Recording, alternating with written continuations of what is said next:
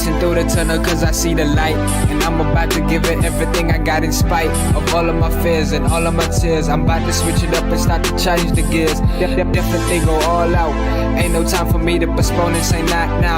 It's a downhill trip with no brakes, bruh. Know what I was doing, so I counted all the stakes, bruh. Dream catcher, I ain't planning on stopping, no hell nah. It's a crazy high from doing this like all the day, bruh. I'm so addicted to it that I can't give it up, bruh. It already got me hooked, no way of letting go now.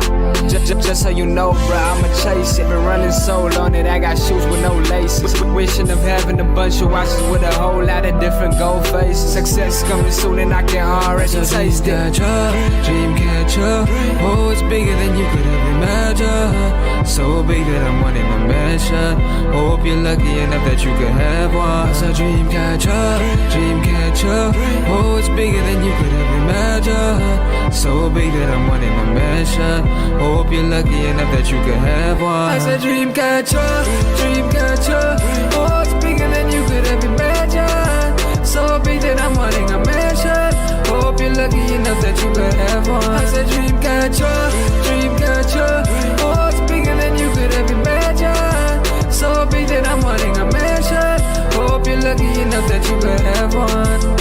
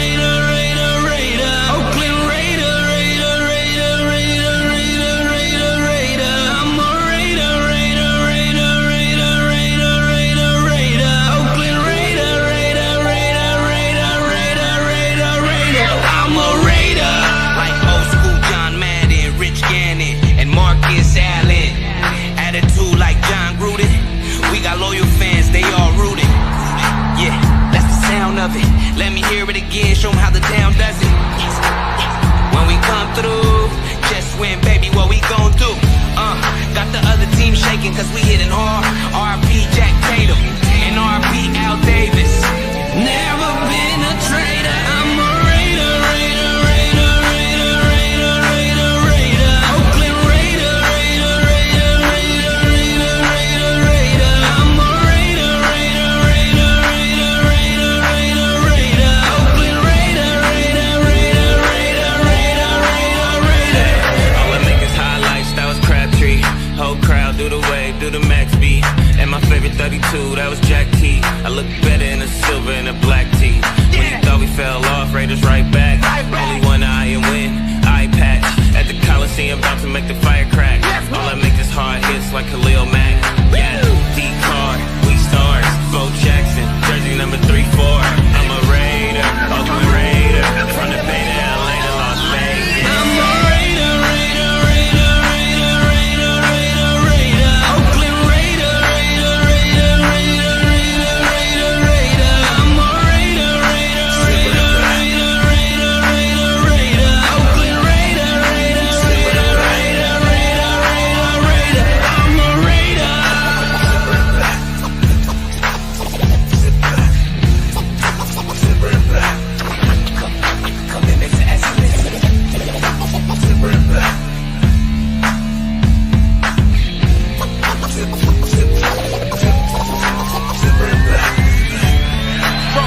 Intercepted in the end zone by Charles Woodson. Second career touchdown on a punt return. Can you believe it? Punt return by Tim Brown. The extra point is in. This was our finest hour. This was the finest hour in the history of the Oakland Raiders. The Tom Flores, the coaches, and the great athletes. Your commitment to excellence and your will to win will endure forever. You were magnificent.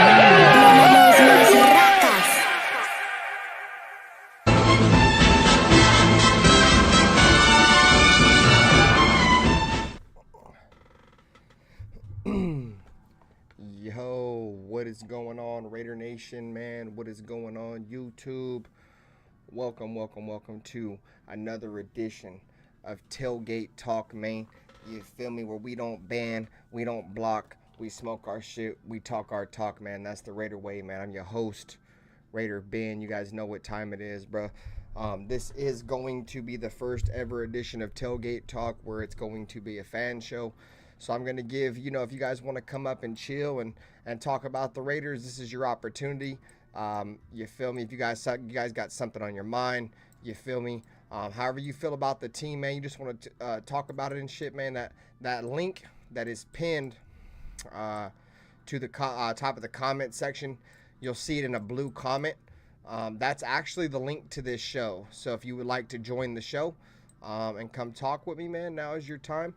The Raiders are pretty much getting ready to wrap up training camp in Costa Mesa, or however the fuck you say that shit. And they're going to be getting ready to go back to Vegas as they, we get ready for our first preseason game Saturday against the Minnesota Vikings, man. So, first and foremost, bro, we got to get into the chat. Give shout outs, man. You guys know what time it is. Robert Pena's in the building. Salute to you. Raider Paul, man, in the building. Salute to you. Terrence Sledge, my dude, bro. Thanks for pulling up. Alfredo, my dude. Salute to you. Always a pleasure. My opinions in the building. We the people. There's the link right there I was talking about. You hit that link, you can come join the show. Modfather, NorCal Raider Jesse, man, what's going on with you, gang? Like I said, always a pleasure to have everybody here with us, man. Like I said, hopefully everybody's having a great Wednesday. We're just only a couple more days away from some Raiders football. I'm sure all you guys are excited just as much as I am. Jimmy Buckets, what's going on with you, bro? Fuck the Kansas City Chiefs, but you my dog. Salute to you. Aunt Six, my dude, salute to you, bro. And most definitely, man, if it's your first time here, subscribe. We drop daily live streams, content, everything Raiders related right here. Breaking news, podcast, play-by-plays, man. RaiderBen will be back for the play-by-plays this Saturday. You know what I'm saying? So much love, as always, is, we try to get the backup channel up to 1K, and, we're streaming a little something over there on the big channel. So, feel me? At the end of the day, man, I appreciate everybody who takes time out of their day to pull up. Wild Turkey's in the building. Salute to you. Sammy 77's in the building, dog. Salute to you. There's my guy, Job, bro. It's been a minute, gang. Always a pleasure to see you. So, once again, if you would like to join the show, the link is pinned. That is a link for only Raider fans. Ain't nobody else I'm having up on the show. This is a Raider show. You know what I'm saying? So if you would like to join, definitely feel free to join. But like I was saying earlier, bro, the Raiders are wrapping up their trip to Costa Mesa. I don't know how you say that, bro. And their trip to California. And they're going back to Vegas. Antonio Pierce pretty much said that, in his final press conference there, that, they've pretty much had about 800 snaps as a team, and with their trip to California, that the team is pissed off, and they feel disrespected by a lot of, national media and shit like that, kind of bagging on the Raiders. Shit that just the media does on the Raiders, right? Like, we always get bagged on. But, it's cool to see some of these players taking it personal. I don't really like, the teams that just kind of, oh, well, they think we're shit, then who cares? Let's just go out and be shit type shit, right? I don't like that, bro. So I honestly am kind of glad that some of these guys are taking it personal. Because at the end of the day, if they're taking it personal that, the national media is just doing what the national media does when it comes to covering the Raiders, and that means, for the most part, just hating on us, right? Thinking we ain't never going to be shit like that. That means these guys actually care. These guys care about their job. They care about their image. They care about their team. They care about their organization. They care about the brothers that they play with. The fact that they take that personal, because they don't have to take that personal, bro. They could just be like, you feel me, whatever. But, I've seen Jack Jones out there, get pissed off about the shit. Robert Spillane out there getting pissed off about the shit. And those are really the only guys that have come out and have been truly vocal in terms of how they feel about the disrespect of, you know, Raider Nation, right? Antonio Pierce says he feels like a lot of the league is sleeping on us right now. I truly feel that way too. I think a lot of the National Football League thinks the Raiders that they're about to get this year is the same old Raiders. And I'll promise you this.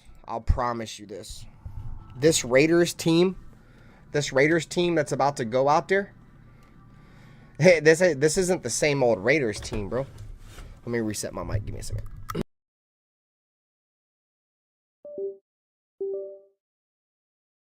All right. So anyways, this Raiders team that's going out there this season, the team that's going to play on Saturday, this is not the same old Raiders that the rest of the NFL is used to seeing. Let me know, Robert Pena, who got clickbaited by a gate. You know what I'm saying? This team is going to be a team that is not going to fold. They're going to play with a physical brand of football, something that, you know, our franchise is known for. You know, we're not a franchise that's known for being a pushover, right?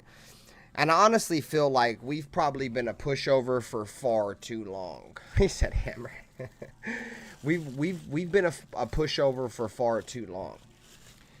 And at some point, it's got to be nipped in the bud, right? Like, we've been waiting for motherfuckers to nip it in the bud for 20 years, 30 years, 40 years. What up, Freddie Chavez? Salute to you, bro. We've been waiting for a motherfucker to finally come in and nip the bullshit in the bud, bro. It's one thing that I do like about Antonio Pierce, bro. Like I said a couple days ago on my show, he's a no-nonsense head coach. You know, so all the negativity in the building, all the Debbie Downers, the lazy dudes who come to the team, like dudes who just want to come here and get a bag, like all that shit, bro, is dead. What up, Ern? All that is dead. You know what I'm saying? The only thing that's going to hold the Raiders back this year is the most important position on the football field, which we talked about last night. I feel like this Raiders team is built to win right now. I do believe that. I think our defense is that good. I think we got a set of playmakers on our offense that can win now. Like I say, I think the running back's a little bit questionable, but you know, we'll have to see how that plans out. What up, 3-time? But I think the Raiders are in, you know, we're going to go out there and we're going to try to win with what we've got.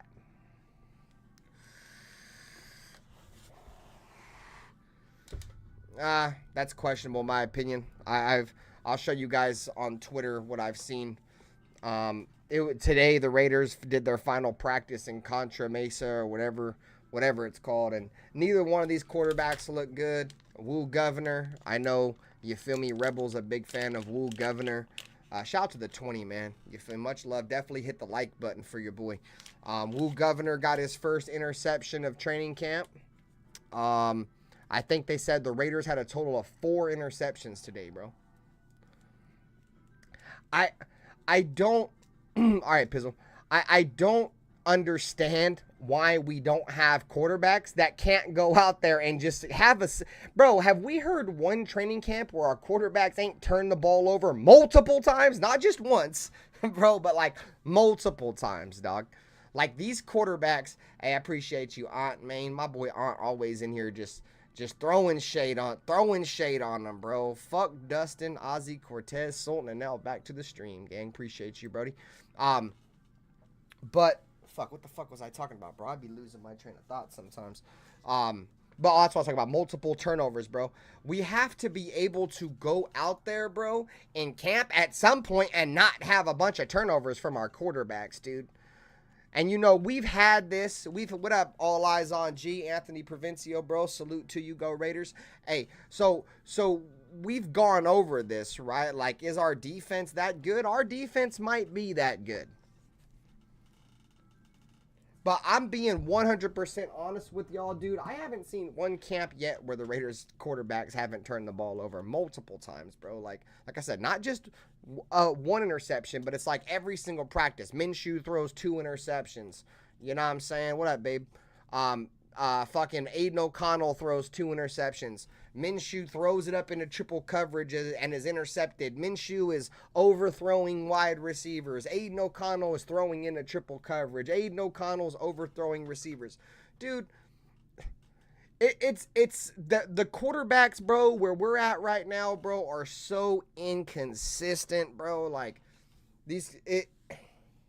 like I said, I hope it's just because our fucking offense is really that. I mean, our defense is really that good.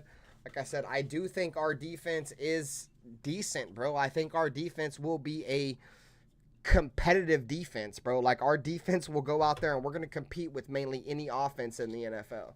If you would have told me last year... F. Dustin Ozzy Cortez Sultan now back to the stream. If you would have told me last year, bro, at this point in the season last year, right, where we're going into the season, that we would have beat Kansas City and they would have only scored 14 points, dude, I would have called you crazy. If you would have told me that our defense would go out there and force 2 touchdowns against Kansas City in less than 8 seconds, I'd call you crazy. If you went out there and told me that, you know, we were going to pick 6 Patrick Mahomes and completely suck any soul that was left out of his body with that pick 6, I would have called you crazy. How many teams go out there? What up, Daniel Barry? How many teams go out there and completely dominate Kansas City the way we dominated Kansas City? That don't happen. Some people might call it a fluke. So a lot of people will probably call it a fluke because Kansas City just doesn't do that. What up, Isaiah Porter? I'm doing well, my friend. Hopefully you're doing well. Father and son football in the building. Salute to you guys, man, for pulling up. Appreciate y'all. Go out there and show me a team that dominates Kansas City the way we did. Show me teams that have held Patrick Mahomes to 14 points, bro. Show me, please. And it's not like Kansas City is seeing something that they haven't seen already. I mean, Patrick Graham's been there for 3 years. Patrick Graham's been there for multiple years. So they've seen this shit before. You want to know what turned the Raiders defense around and has made our defense as good as it is? First off, the addition of Robert Spillane. Robert Spillane's probably one of the most underrated middle linebackers in the NFL. I liked him when he was in Pittsburgh. I was glad when we got him. That's a huge addition, bro. Addressing the middle parts of your defense are probably the most integral part of your defense. Your defensive tackle, your middle linebacker. You need a guy up front, a big guy that's going to command 2 blockers, so you get one-on-ones everywhere else. And you need a guy with the green dot in the middle of your defense to make sure everybody is where they're supposed to be. You can have great communicators in the secondary, bro, but if your middle linebacker don't know how to communicate, that shit's all for nothing, bro. Spillane has brought that to the Raiders. So personnel-wise, adding Robert Spillane has made our defense as good as it is. Second, the addition of a physical aspect of our defense. That part. Ill intent, violence, physicality, pain. The Raider way, right? We smoke our shit, we talk our shit. The Raider way, bro. That's what made the difference in the game last year against Kansas City. And that's what made the difference for our defense since Antonio Pierce has been under the head coaching spot for the Raiders. We're running the same thing we've been running for the last 3 seasons with Patrick Graham, which is schematically a good defense. Look at Patrick Graham's coaching record as a defensive coordinator throughout the league. Patrick Graham has had a good defense everywhere he's gone. But of course, he would come to the Raiders and our defense would suck, right? Little did we know that had nothing to do with Patrick Graham. As soon as Josh McDaniels was gone, you've seen this defense go to a whole nother level. And it's because Antonio Pierce brought back the physicality aspect of playing football. And that's what the Raiders are doing right now. What up, Willie Wayne? That's why we dominated Kansas City. It's not because we're better than them. I don't think we're better than Kansas City, but I think we're more physical than Kansas City. I think Kansas City don't like getting punched in the mouth very often, and we punched them in the mouth. And I definitely think when Patrick Mahomes goes to bed at night, that he thinks about the last time that he got punched in the mouth. Because if you guys, if it jogged your memory a little bit, your memory's a little bad like mine. What up, Ralph? You may have forgotten after Kansas City lost to us, they lost to nobody else and went on to win a Super Bowl.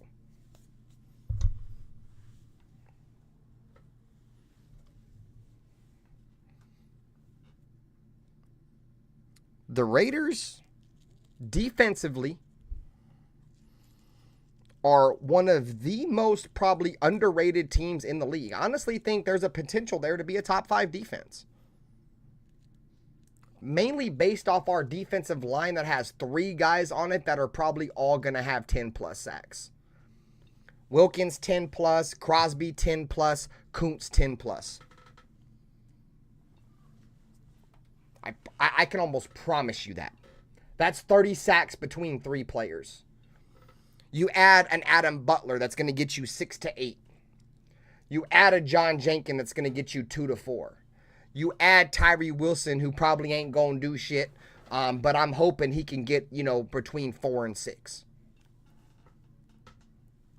And if that happens, we'll hit the projected number that I called the other night, and I said 50 sacks for the Raiders. 50-plus sacks for the Raiders this upcoming season. Father said, how do you think Moehrig's going to do? Well, if you've been following my channel for a while, Father and Son Football, just a couple years ago, everybody was shitting on Trayvon Moehrig. Everybody was shitting on Trayvon Moehrig when he fucked his hip up. And what was it? I think it was preseason, or it may have been week 1. He fucked his hip up real bad. And he couldn't really be himself, right? When you have bad hips, you can't play. You really can't play in the league when your hips are fucked up. But you can't play fucking defensive back. You know what I'm saying? You can't play defensive back. Because probably the number one thing for a defensive back, whether it's a corner or a safety, is they have to backpedal, and when the receiver breaks, they got to flip their hips. And they got to be able to do that in such a fluid motion to where it doesn't, affect their acceleration and their speed. Wide receivers don't have to flip, dude. They just run. Dude, they just fucking run, bro. So corner safeties, they have to kind of, what up, Broderick? They kind of have to understand what the receiver wants to do. It's almost like predicting the future. You kind of have to understand what they're doing and then be able to flip and go. Trayvon Moehrig had a bad hip. He couldn't flip. He couldn't flip and run at all that 2 seasons ago. Because we all know Trayvon Moehrig had his rookie season, and he looked really fucking good in that rookie season. Really good. And then he had the sophomore year where he kind of hit the sophomore slump, right? You kind of hit that rookie wall. A lot of people were surprised that Trayvon Moehrig never hit a rookie wall in his rookie year. Trayvon Moehrig damn near played at an elite level his rookie season. He had the lowest completion percentage when targeted as a rookie safety. Not him personally had the... No, actually, no, he did. I think his shit was hella low, bro. Super low. You have to go look at the stat yourself, bro. But as a rookie, it was really... He was damn near on an elite level.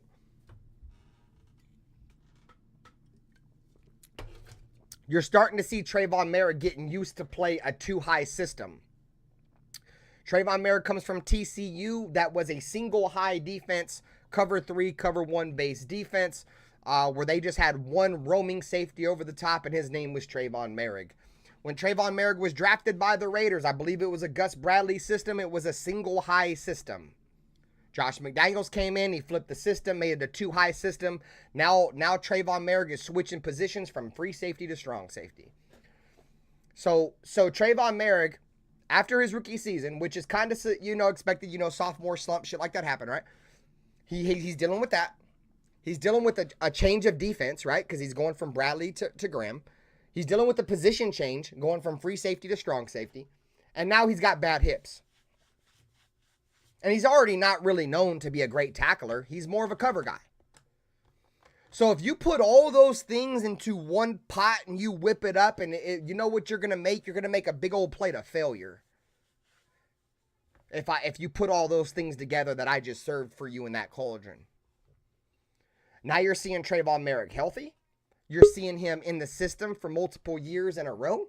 You're seeing consistency. You're seeing, the getting used to playing a different position. Oh, we got Jack Bauer in the building. Salute to you, gang. What's good with you? What's good with you, Jack? But yeah, man. So I'm not surprised about how Trayvon Moehrig's playing right now, to say the least. Father and son football. I think Trayvon Moehrig is going to be one of the best safeties in the NFL. I've always felt that way about Trayvon Moehrig. Like I said, there was a lot of people, dude, that were shitting on Trayvon Moehrig like 2 years ago. That now all of a sudden, they want to get on the Trayvon Moehrig bandwagon, bro. I'm not the biggest fan of Marcus Epps, but one thing I have heard about Marcus Epps, and I've heard it from multiple sources, is that Marcus Epps is a great communicator. That's big. That's big. He makes sure that, him and Trey are in the right spots to make plays, and that's huge. And he's the veteran. As bad as Marcus Epps, I think he is in coverage. He does make up for it in a lot of things. I'm just not a Marcus Epps fan. When we got Marcus Epps, I looked at him when he was on the Eagles, and he didn't really truly move the needle for me. He was a box safety that the first clip I ever seen of him was getting burnt by Travis Kelce in the Super Bowl, and that left a bad taste in my mouth. Yo, what up, Jack? Salute, gang. There we go. Now I hear you. There we go. What's up, bro? With you, Brody? Yep. Can you hear me? We was in this bitch talking about Trayvon Moehrig, gang. What happened to Trey? Oh, no, they're just saying, what's our thoughts on Trayvon Moehrig, and how do you think he's going to play this year? Shit, with the exception of only 1 year, shit, I've only seen him regress one time, right? Yep. He had a rookie year that was solid. Hey, hit the like button, guys. Hit the like button. He had a rookie year that was solid, and I think his second year, I don't think he took the trajectory that I wanted him to take. He didn't play bad, but I after that first year, I thought he was going to be more productive this year. What up, Dark?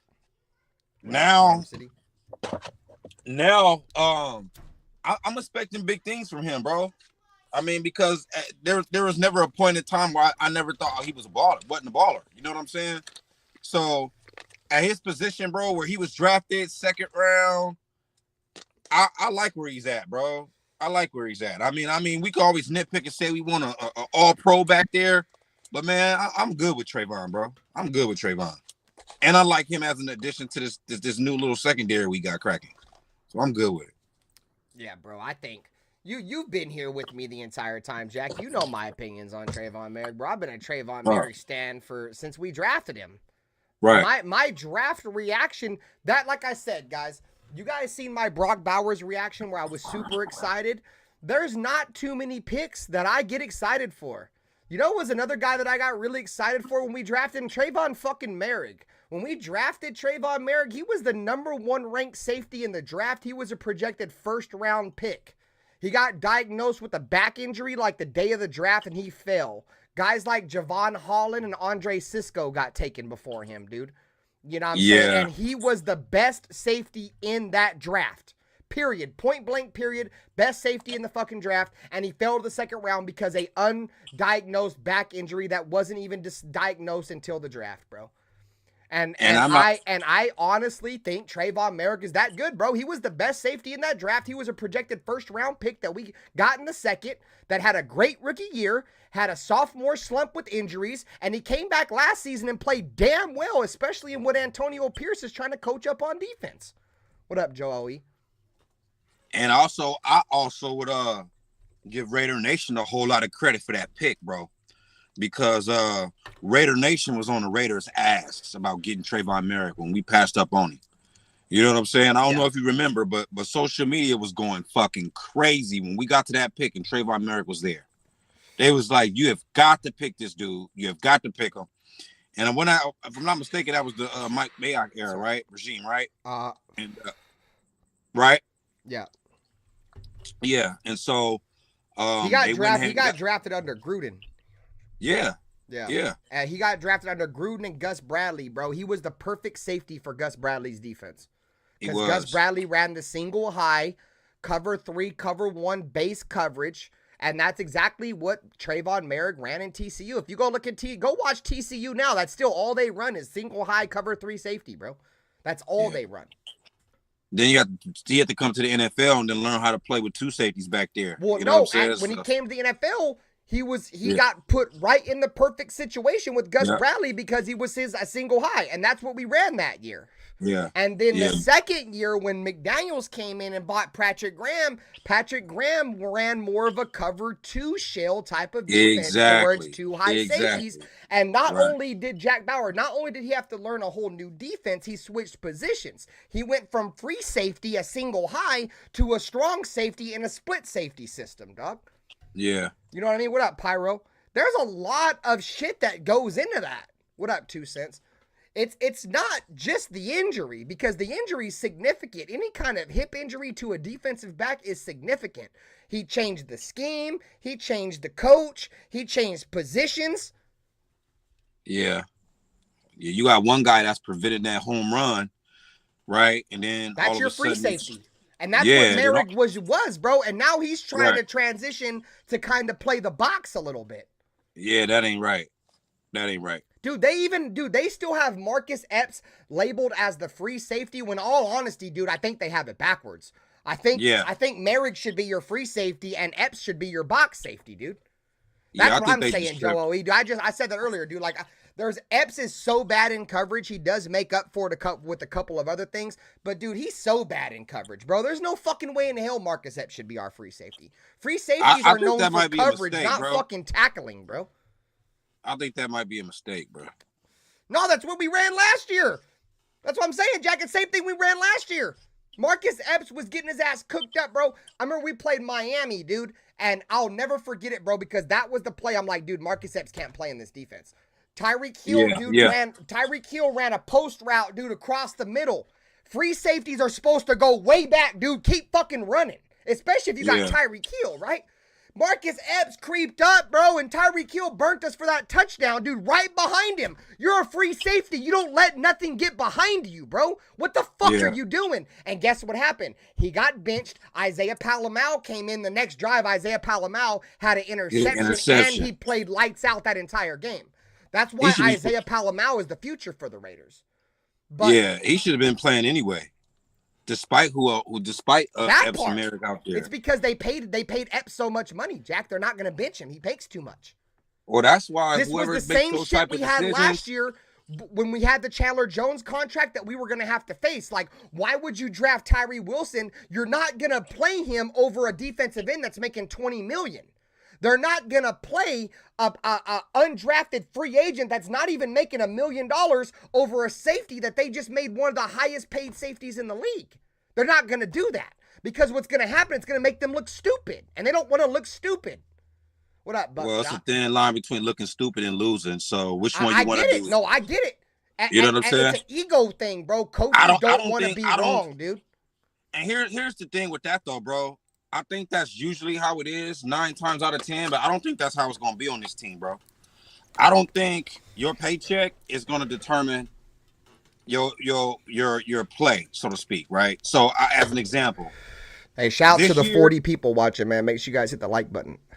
This year, let's say Epps is giving up the ass, so to speak, on those type of plays. No Diddy, of course, yeah. Of course. He is giving it up. He is giving it up on that at that time, right? Then you go ahead and you bring Palamau in. If Palamau come on in, bro, and he's playing the position, he's doing the right thing. Hit that link, bro. Epps ain't coming back, bro. Fuck what he making, nigga. Do you want to win or lose? You feel me? We like so yeah. You're not gonna get everything right. So to play a game just to say, oh, I don't want to look like I'm wrong. Man, you're not gonna get everything right. So it's no point of sticking a player in there, having him play just because he's making more money if he's not as productive as the dude making less money. That's the most stupidest shit you can do. So you're gonna make 2 mistakes instead of realizing you made one and fixing it. That's what a coach is supposed to do. Fix their mistakes. So Aunt Six has a question. He says, question: if you guys could make one trade right now to improve the team, who would it be? If we could trade for any player right now. Oh yeah, I go out get Patrick Mahomes. Easy. I go out get the best quarterback in the league. Bro, Straight up. I feel like I would have probably I wouldn't have said that just because I feel like that's probably the only player in the NFL that's untradeable, bro. Like otherwise I would have probably said the same thing.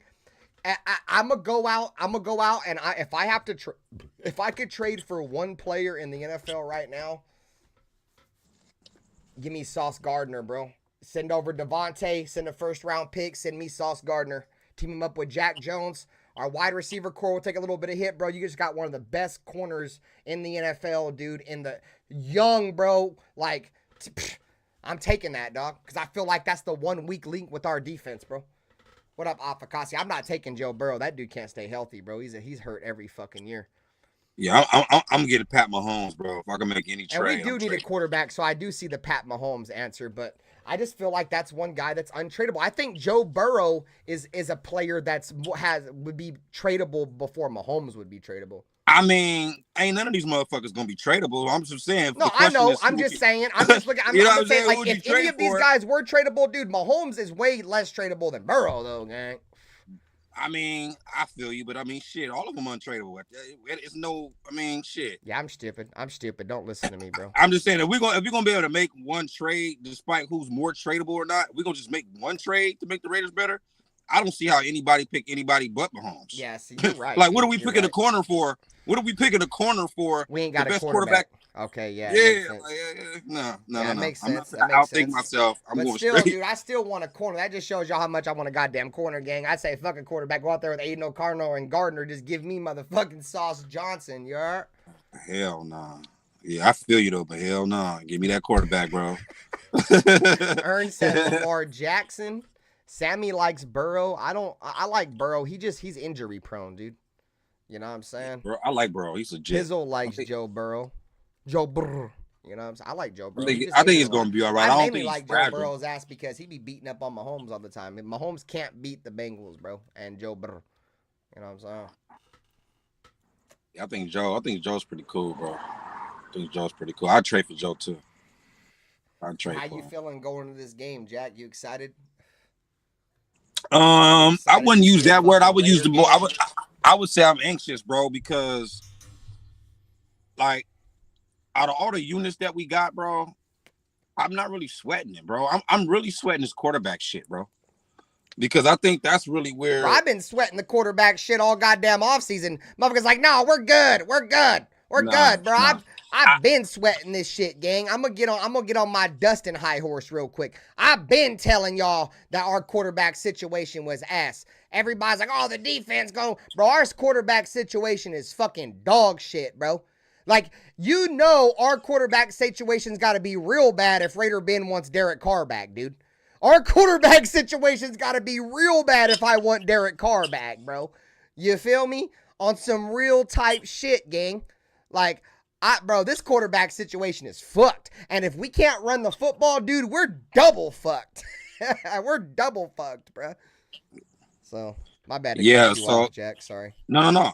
I mean, like, to me, it's just it's the quarterback situation, and I don't want to be an I told you so type of person either, bro. But I was one of the first ones saying that the quarterback room was trash. Everybody, I was trying to root for Aiden, dude, but I already knew what time it was. Everybody, I think Pizzle was the only one that was like, yeah, you know what, Jack, you kind of right. A Debbie Downer on the quarterback since day one, bro. No. See, he's real. That's a dip. See, there's no reason to be I know, optimistic. I'm strong with my words. I get it. Yes. Yeah, he's real. There you go. Correct me. I don't mean to be so literal. But people know what I mean, though. Yeah, I'm sorry. Yeah, see, I gotta get more like good with words so people don't think I'm like talking mad shit. Because sometimes it sounds like I'm talking mad shit. I'm not. My bad. Sorry. Nah. I get where you come from. I just be wanting to kind of like, set it straight. But like, no doubt. I appreciate that. Bring some professionalism over here. I appreciate that. We got Pizzle in the building. We got Meth Head Cooker, Breaking Bad in the building. What's good with you, gang? Hell yeah, let's do it. Yeah, it's crazy. What's cracking with you? What's up with you, Pizzle? We was Shit, in here just listening talking to the about show. Trayvon Moehrig. Motherfuckers Yeah. asked us how Trayvon Moehrig was going to play. We was talking a little bit about how our quarterback situation is super fucked and how, you've been super down on the quarterbacks the whole goddamn time, bro. He's like, bro, we fucked, gang. So that's all. But see, Pizzle was more optimistic than me because Pizzle was still like, Shit, he's got us at 13 wins, but he hates the quarterbacks. That's how much No, faith he has but in his see- defense and Antonio Pierce. 13 wins, and he hates the quarterbacks. hey, but I see, am optimistic. but I ain't gonna lie. I am optimistic. I can't never say the Raiders ain't gonna win, What up, Danny? 50-50 games. 50-50 games. I'm always gonna lean towards my favorite team. Just like everybody else is biased, right? But You did. the I already obvious, knew, though, bro. The obvious is obvious. I just see us Get your ass losing, up here, Aaron, a few obvious games. All right. But yeah, I got that fucking nose hair off, boy. I bet you was dragging. My bad.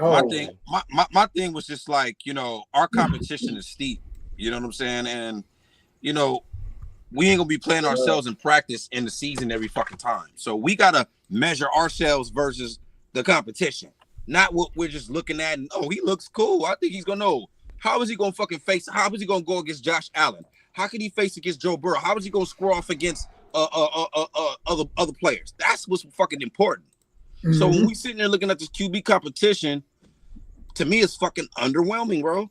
Super underwhelming, dog. And when you keep hearing these reports of these quarterbacks throwing it in triple coverage, these motherfuckers wondering why they're throwing interceptions, but they throwing that bitch in triple coverage, bro. Did you see the Jack Jones interception? Yeah, bro. They threw a jump ball, dog, and Jack Jones said, "Don't mind me, dude." You guys, bro. They posted a clip today, dog. They got Jack. We heard this earlier in mini camps. Just to kind of get off topic, just for a second. They got Jack Jones, bro. I posted a clip. Jack Jones out there lining up in wide receiver drills for the Raiders, bro. Yeah. Oh shit! The new Dion. Yeah.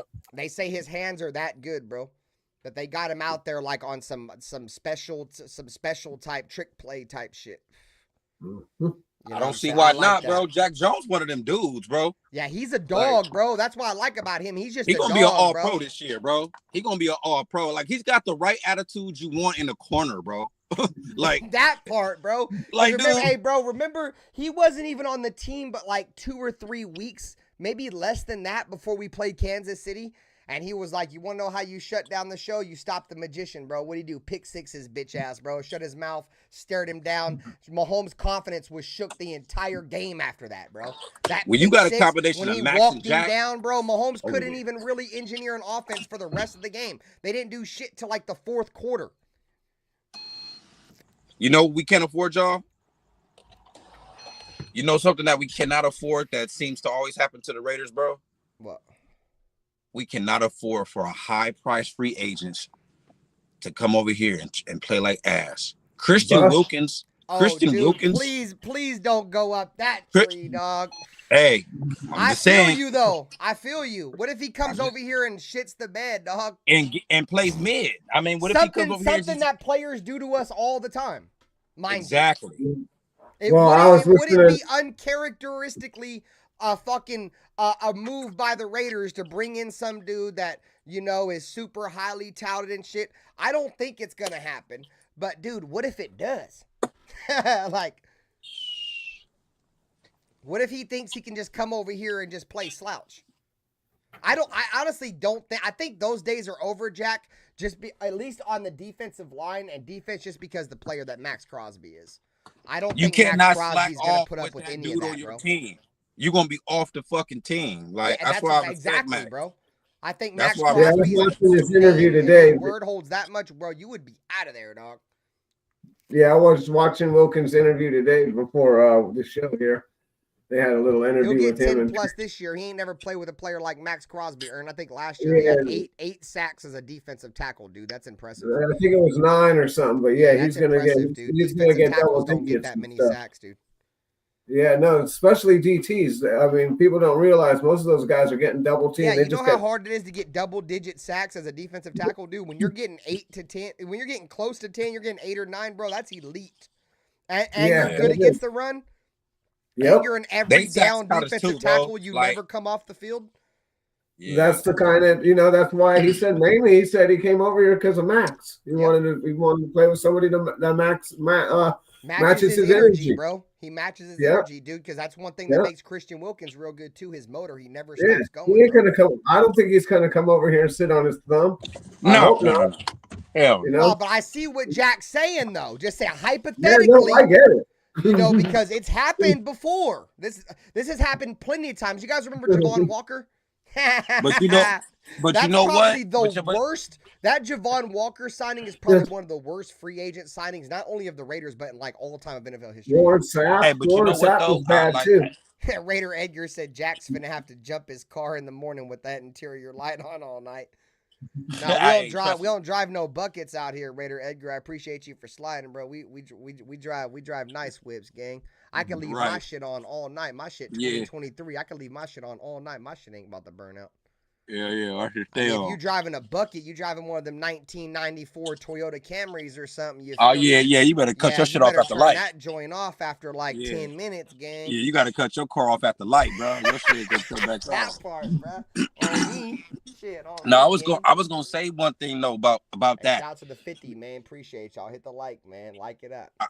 I was gonna say something about that.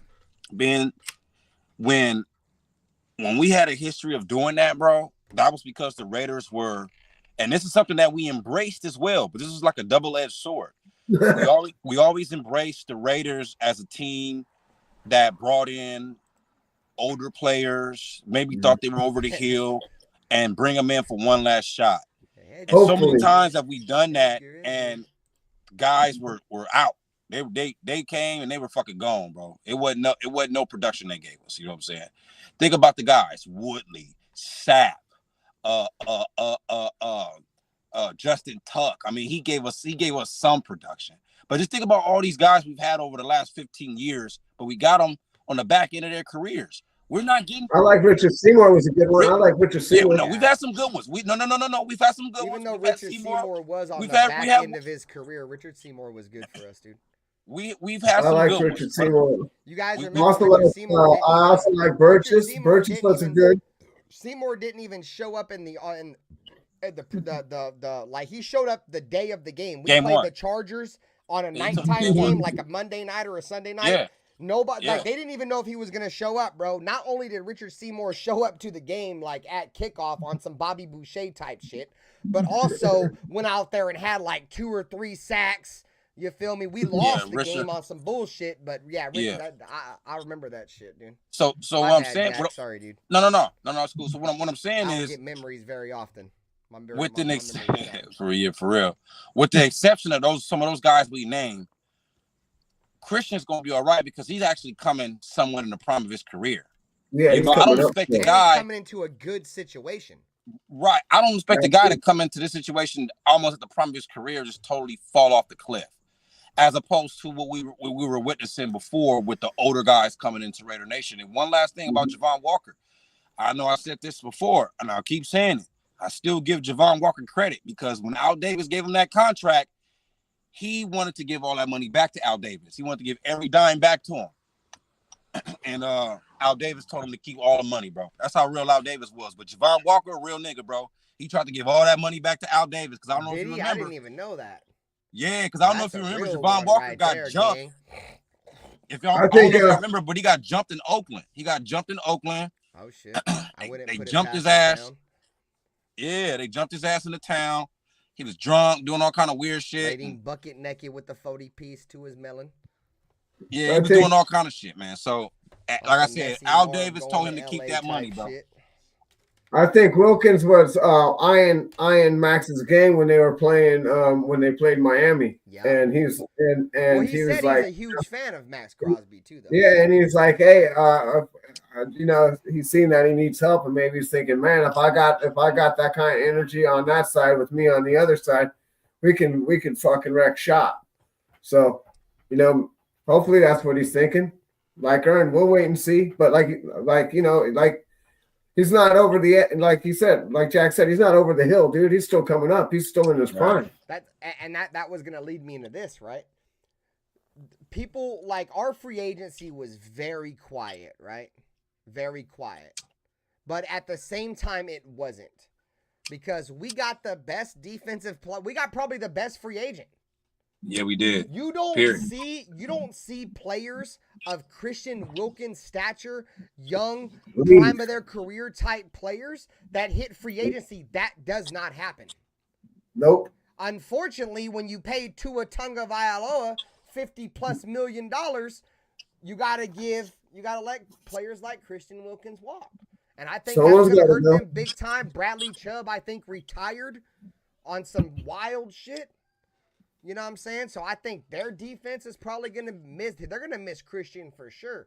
Dude, I judge a lot of our free agency signings and shit based off the other team's fans' reaction. So let's say I go on Twitter or whatever and I look up, or Instagram, and I look up, Christian Wilkins. And you just see all these Dolphins fans crying about how he's gone. Oh, bro, we up, gang. We up. We up, gang. When we get the free agents, when you go and look them up, like, oh, bro, like they ain't really saying shit, bro. You know what I'm saying? When you Good go luck. look up Like when we got the Christian lineman from Wilkins the on Saints. Instagram, on Twitter, whatever the fuck you look it up on, bro. All it was Dolphin fans. Oh, man, we made a huge mistake by letting him go. Oh, man, I'm done with the Dolphins. Oh, man. Like, that's what I look for, bro. And that's all I seen over social media about Christian Wilkins, bro. So I already knew what time it was, gang. And in all honesty, we should have had Christian Wilkins in the draft because he was drafted in the same goddamn year that Cleveland Farrell was drafted in. Yep. And he was the leader of that Clemson D-line. And he's I don't know if he went before or after. He might have went before. No, he went after. Cleve Farrell was what, the 3rd overall pick, the 4th overall pick? Was it? He was yeah, 3rd he overall, wasn't he? That's why I'm Hey, so Cleve on Farrell was Tyree 4th Wilson. overall. He's damn near in the same Yeah, 4th. spot. Yeah. Yeah, That's Cleve was crazy. 4. Yeah, Cleve was 4. Yeah, that's Christian crazy. Wilkins was like 20-something in the 1st round. Yeah. Well, some people pan out and some people don't. Talking to Hey, a Raider simple as fan, that. I know this. Simple as that, Bizzle. I feel you. We've Hey. seen that. We're Raider fans, dog. We Yeah. know when shit looks good and then it comes out and ain't very good. It's like when you I had to pull the captain obvious. The Raiders are like this in free agency, bro. You bring in all these guys, you're like, oh, bro, I got this great dinner. It's like bringing in recipes, bro. You throw this in there, you throw this in there. You feel me? Like, bro, that looks fire. You post it on, hey, bro, this shit looks gas. You throw that shit in the cooker, you bring that bitch out, bro, and it's dog shit, bro. You're like, fuck, gang, what the fuck is this? You know what I'm saying? That's what we is, bro, in free agency, bro. We bring in all these bums that don't never do shit. They end up being on our team for like a year. They bounce. You know what I'm saying? And it's even worse that the free agents do this to us, right? Because we're so goddamn bad at drafting that we try to build our team through free agency. So Raider fans get all excited when we build our team through free agency, knowing damn well a logical Raider fan knows you don't build your goddamn team through free agency, bro. You draft that motherfucking gang. And if we continue to draft, we ain't never gonna be shit. And so we continue this fucking stupid. Remember, right? The definition of insanity is doing the same thing over and over again and expecting. Oh, yeah. Bro, we do this year in, year out, year in, year out, year in, year out, and it don't never fucking change, bro.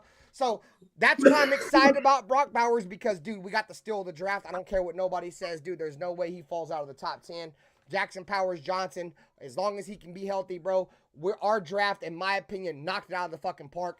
D-Mac Richardson, bro, the corner that we drafted, bro, he's clamping shit in camp right now, bro. I've seen some clips. They say DeMarcarian Richardson. I call him D-Mac Richardson, bro. He's so physical, dude, that wide receivers can't even get off the line of scrimmage, dog. Like there's people that have been watching him out there that say that he may fuck around and be like the next Nnamdi Asomugha for us, bro. Like people who have been to camp and shit, and people that like not analyst or whatever, but dudes that have seen him, right? There's a lot of hype around Labe too, Raider Edgar for sure. But dude, this D-Mac Richardson, bro, they're saying as soon as I seen his measurables at the combine, I'm like classic Al Davis pick, bro. He's like 6 foot fucking 2+. He ran like 4.3. He's an athletic freak of fucking nature. What up, Raider Room? He's In college, he was always known as a physical guy, more of a tackler than a guy that gets a lot of interceptions, and that's pretty much what he's doing in camp right now. He's not getting a ton of interceptions. I think he's had an interception a couple days ago, but dude, they say it's in terms of getting off the line of scrimmage, dude. Like these wide receivers are struggling, bro. And you know, I feel like that's what we're known for, bro. We're Raiders, bro. Mike Haynes, fucking Willie Brown, Hayes. all of our prep Namdi Asamoah just clamp you up and just grab you, boy. You ain't going nowhere. Woodson. Yeah, all those guys, bro. Charles Woodson, all those guys, bro. So those are the kind of corners I like, bro. I like physical fucking football players, dude. This is a physical fucking sport. Now in the era of football we play now, you have to play a physical brand of football, but more discipline. And the Raiders had the least amount of penalties in the entire NFL last year, so obviously we're getting the discipline part down. Play physical, bro. We need corners like Jack Jones that aren't afraid to jump in front of wide receivers. We need corners that aren't afraid to grab the fucking wide receivers and keep off the bro. We need fucking hard-hitting linebackers, which what we got, bro. Dude, I'm trying to tell you, bro. Like, our defense I said this earlier when I was up here by myself. When we play Kansas City and every other team in the league, right? The Raiders have always had the scheme. The scheme has been here the entire time that Patrick Graham has been with the Raiders.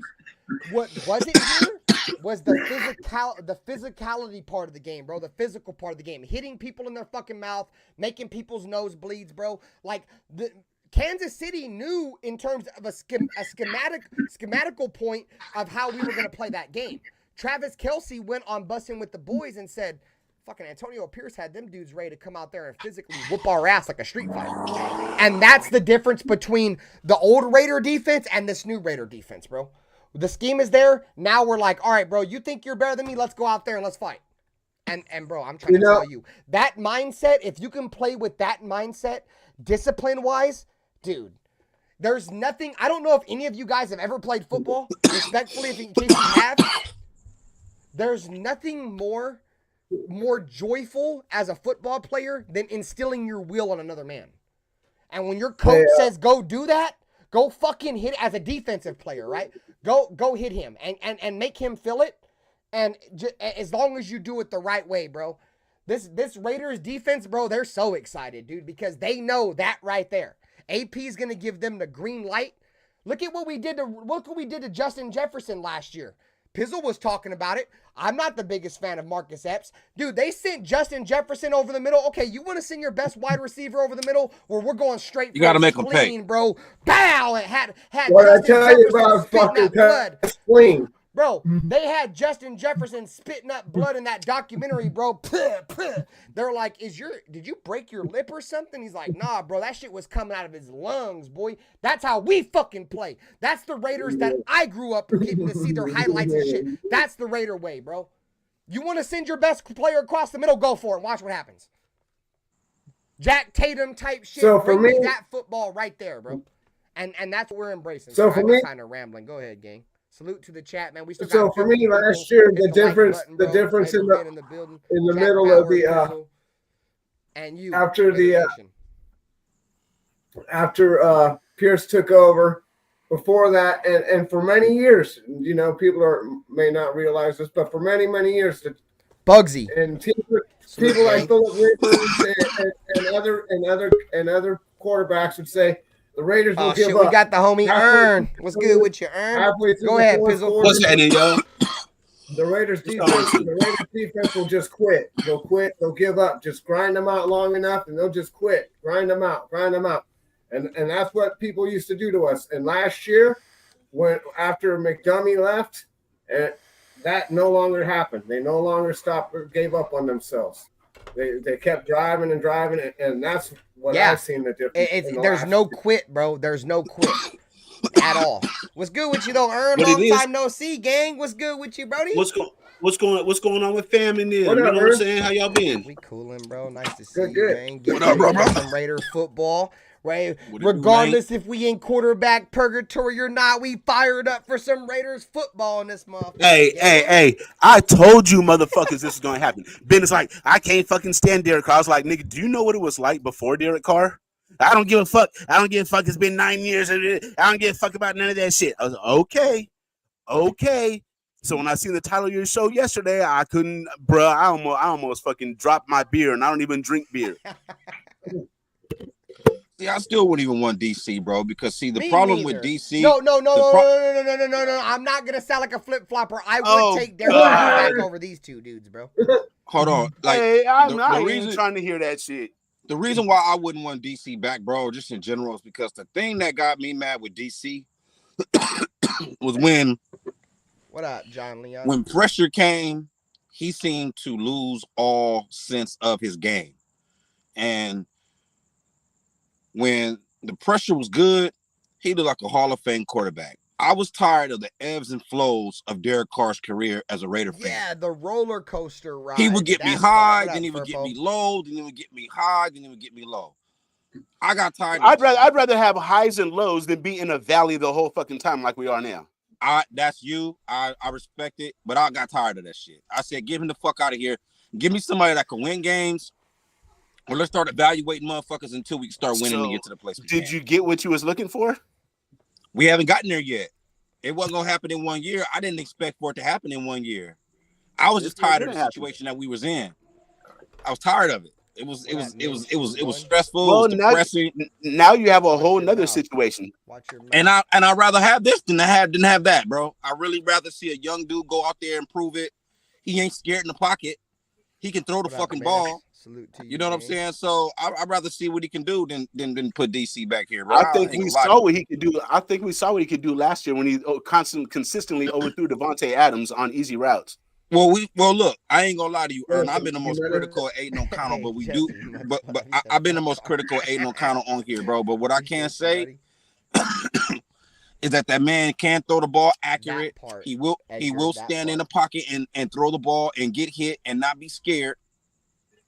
And I don't see him. He might throw the ball and not get scared, but the accurate part needs to be revisited. Well, he's accurate. AOC's got accuracy. Boy, he got pinpoint accuracy, dog. Aiden O'Connell on what 5-yard throws? Because it show the fuck ain't on 25-yard throws to our receiver. No, he overthrew some passes for sure, dude. He's got better accuracy than Minshew. Bro. AOC has pretty fucking good accuracy, bro. He said, that's his main attribute as a quarterback, bro. That's his main attribute as a quarterback is his accuracy. That is his best attribute. I hope this is what you guys are looking for. If accuracy is his best attribute, then what does that say about everything else? Because his accuracy is asshole. So I think I disagree with his accuracy, his ability to read the plays pre-snap. I'll put together a compilation of easy routes that he should have made that he overthrew badly. I agree 100%. But I'll tell you this, like I tell everybody else that critiques Aiden O'Connell's game, right? He was a 4th-round rookie quarterback that was third on the depth chart. That was I don't care about what round he got drafted. That was never expected to start. That I don't care about what round he got drafted. Getting fired, being his first ever NFL game, they couldn't protect him. He gets sacked by Khalil Mack, who, you feel me, breaks fucking his Raider record against Denver with 5 sacks, 6 sacks on Aiden. Aiden's able to, like I said, bounce back from that. His head coach got fired. He jumps back in, tries to learn a new offense that's kind of the same offense. He was never, ever supposed to play at all this season. And he had the Raiders. Did we win any games? He had the Raiders 1 game out of the playoffs, Ern. Did we win any games because of Aiden? Or did we just win, in spite of Aiden? I can't see any games that we won because of Aiden. Like the last 6 games, dude, Aiden O'Connell didn't turn the ball over. And if we're going to, that's not winning the game. Just hold on. If we're not gonna have an elite offense, we have to have a game manager type offense to where he's able to distribute the ball, not turn the ball over, and let the defense do what they do, bro. And we'll win the game if we can run the ball. And Zamir White in the later stretch of the season, we ran the ball. So if we can run the ball, play defense like we did last year, our quarterbacks don't turn the ball over, we can win games, bro. See, the thing is this. You're muted, Ern. You're muted, bro. Ern, you're muted. The thing is this. We went from ear to here. First, we're talking to Aiden O'Connell. Was he accurate? And I say he was accurate. I'm saying he's accurate. He's a rookie. Are you For going to be able being to dial for up being some? where he was are- drafted, yeah, he's accurate, bro. I don't want to hear the bar being lowered because he was a fourth round draft Let pick. him finish. Let him finish. Let's all have solid debates. Let me say this real quick. Are you going to be able to dial up some plays where he throws some bad passes? Absolutely. He's a rookie fucking quarterback. You're going to be able to do that. There's been nobody more critical of Aiden O'Connor than me. But what I can say is that the brother can throw the fucking football. He's not scared to fucking take a hit at all. And I do see him improving. Aiden O'Connell's the other dude over there, I don't see him improving. I see him regressing. And then you talk about if he won any games. Man, no, he didn't win any games. And we wasn't expecting him to win any games. The question was he accurate? You feel me? Not if he was winning these games or did he put the team on his back. Ain't nobody expect him to do that. So my thing he's is not accurate and he doesn't win games. So he's a rookie quarterback and he is accurate and he's getting so to me, Raider Nation sounds like Drake fans, bro. It's just cope. It's excuses I don't want to settle for this, Ern. I don't want to settle for this. Nigga, live in reality, bro. No, bro. I don't want to settle. I mean, this is a big fucking cope session. It's ridiculous. We're Raiders, bro. We're just fans, though. Like no. Ben. I don't want to cope. I don't want to accept nothing. I don't never want to bend the knee. But unfortunately, dude, we're in a position. There was no way we were getting a quarterback this year. There was no teams that were trading down. Teams were so fucking desperate for a quarterback, they took Michael Penix, dude, in like the fucking top 7 picks or some shit, bro. We weren't getting a quarterback through there. The only free agent quarterback that was available, we got the best one available, dude, outside of Kirk Cousins. But if you want to pay Kirk Cousins $50 million a year for a blown Achilles, dude, that's your opinion. But outside of that, we got the best free agent quarterback. The Raiders didn't try to bend the knee. We're in a really bad situation. And I've been hearing all the Dak Prescott rumors. I've been hearing all the Dak Prescott to the Raiders rumors. And I'm not the biggest fan of Dak Prescott, but I think that's real. Just kind of get off topic for a second, because I feel like our defense and our team, we're not going to be in a position to we're going to be able to draft a top quarterback. I think our defense is too good. We're going to be in the middle of the pack every single year. And if Dak Prescott becomes available and the Raiders think that they just need a quarterback because our defense is that good, go get Dak. But I'm telling you right now, Raider Nation, listen to me. We're going to be not good enough, but not bad enough to get in a position to draft a quarterback. Never. I agree with you on that. We're either going to have to get a free agency quarterback or hope that we hit a home run in the second round or a late first or a third. Dude, that's where we're at, unfortunately. So that's just me. Yeah, we're not even swinging for a quarterback, bruh. We swung to get a first round quarterback. But that was Josh McDaniels, though. That was Josh. I like Aiden, Ern.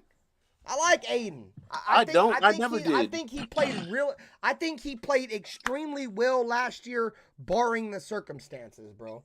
Like, barring the circumstances, dude, he was the second best rookie quarterback, Ern, and that's including first round picks like Byron, whatever the fuck the dude that went to the Panthers. I don't want to hear no excuses that he had no weapons. I don't give a fuck. When you're drafted that high, you turn a franchise around. He sucked. No, he didn't have nothing.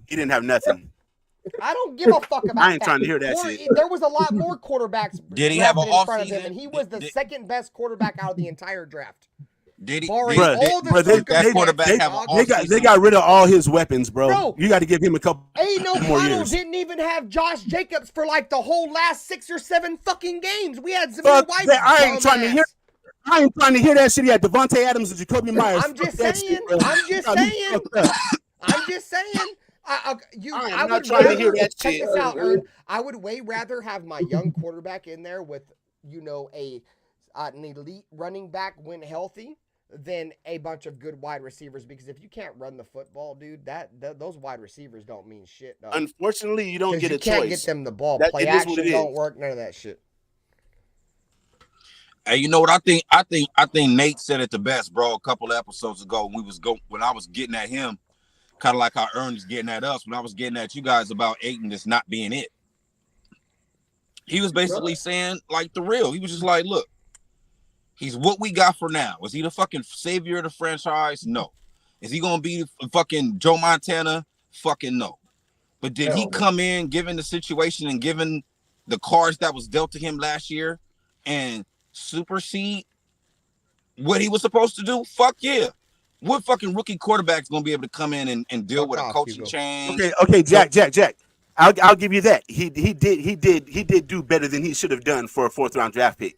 But I still don't think he's it, and I'm not patient enough to sit around and wait for him. And but see, my thing is this: I don't think I'm definitely with you on that boat. But my thing is, I don't think the Raider Nation is doing that either, bro. Like, just be honest with you. Like, and I be disagreeing with Raider Nation a lot, but they're living more in the moment than thinking this guy is the starter for the next 10 years. Yep, I agree too. They're not like, oh my God, lock him down. He's this, he's that. They're like, look, that's why I have us in the Dak Prescott argument. What we saw, like, and I'm kind of like playing like Angel Devil, and I'm being on their side because I'm on your side, and I'm like, I don't want him. I want somebody else. The Raiders, to me, didn't pull the strings and go hard on Jaden Daniels. They didn't try to swing. Whatever was the reason, I'm not going to knock them. We got what we got. Now that we're here, I'm looking at Aiden O'Connell. I don't think he's the future. But I can't hate on him and say last year he didn't overwhelm me with his performance based on the cards he was dealt with. Where I think a lot of dudes in that situation would have failed and fell on their face, bro. You know what I'm saying? And so give him that. And then, okay, he's coming into the new season. The team is What on the letter side. grade would you give him for last year, Jack? Say it again. What letter grade would you give him for last year? I'll give him an A. Given his situation, yeah. Am I going to compare him to Pat Mahomes and put the same responsibilities and compare them? I'm comparing this. I'm grading this on a curve. I'm grading Aiden on the curve. I'm trying to give you grace on this one and be like, I'm trying to justify the A. I can't see an A. I can see a B at best. Let me justify the A so it makes sense. Okay, what was Aiden O'Connell's expectations coming in? Nothing. Okay, that's my point. Okay, because we don't even got to go do a whole list. What was his expectations coming in? It wasn't shit. What did he accomplish? A fucking whole lot. A whole lot. That part. For a rookie, a 4th round rookie that came in with no expectations, thrown into the fire, blah, blah, blah. We ain't got to go all about that's it. That's the argument I just made. But look, let me stop right there. But to say he accomplished a lot, now that's where I got to pause the conversation and ask you to list out these accomplishments. He came in, he won games as a starter. He beat teams. He beat some real fucking prominent fucking teams as the starter. He was playing on the offense for one coach. He fucking gone. He weathered the storm on another coach. He rode it out and ended the season on a good note. Yep. Beat Kansas City in Kansas City, something that the Raiders never do. We've beat them like twice in Kansas City over like the last 13 years, dude. Hold on, Ben, hold on. How many points did we score that game? 20 to 14. So he lit up the scoreboard then, right? No, I'm not. That's irrelevant, though. No. That's irrelevant, though. What I'm getting at. No, listen. Hold on. Stop. Let me finish. What I'm getting at. Listen. What I'm getting at is the defense really won that game. I agree. But at the end of the day, check this out though. At the end of the day, Ern, if Kansas City had a good defense last year, dude, they had a top 5 defense. We did our what was it, Pizzle? Remember we did our pregame show and they had like a top 5 defense in terms of points per game allowed and all that good shit, dude. Turnovers, all that shit. Aiden O'Connell didn't complete a pass for 3 quarters, right? So that doesn't look good. But the fact that he was able to not turn the ball over in that game, was able to make sure that the offense engineered the way it was supposed to, control the time of possession. At the end of the day, bro, a win is a win. I don't give a fuck if my quarterback throws for 5,000 yards in the game, if throw for negative 5,000. Look. And that's something that we never do in Kansas City, Ern. And if we want to have a chance to win the AFC West, which is the first step to doing whatever we want to do in terms of winning a Super Bowl, is we have to win the AFC West, and we're never going to win the AFC West if we constantly go into Kansas City and get our teeth kicked in, bro. We went into Kansas City. We went into Kansas City. Hold on, just let me finish. I'm sorry, I'm rambling a little bit. We went into Kansas City. You long-winded motherfucker! Goddamn, get to it. Go ahead. We went into Kansas City and we did something defensively, bro, that no team can do, bro. We smashed them. All right, bro, go ahead. To answer your question, Ern, to list the things that. No, Jack. I was gonna say, after you listen, after I asked you to list 50, man, hit the like. I'm willing to upgrade Aiden O'Connell's grade from a B, but I ain't giving him no A. He's getting a B plus. That's the highest I'm going with him, bro. And that's only because Jack became with logical points. You know what I'm saying? But he ain't getting no fucking A. He got me fucked up. Here's my logic. Here's my logical point to all this. We have Devontae Adams, right? We had Jacoby Myers. We had Jacobs. Like, if you can't win with that, I don't know what to fucking tell you, bro. I don't know what quarterback can't win with that. If you can't win with that as a quarterback, I don't know what the fuck. Been saying that. Well, dude, we have a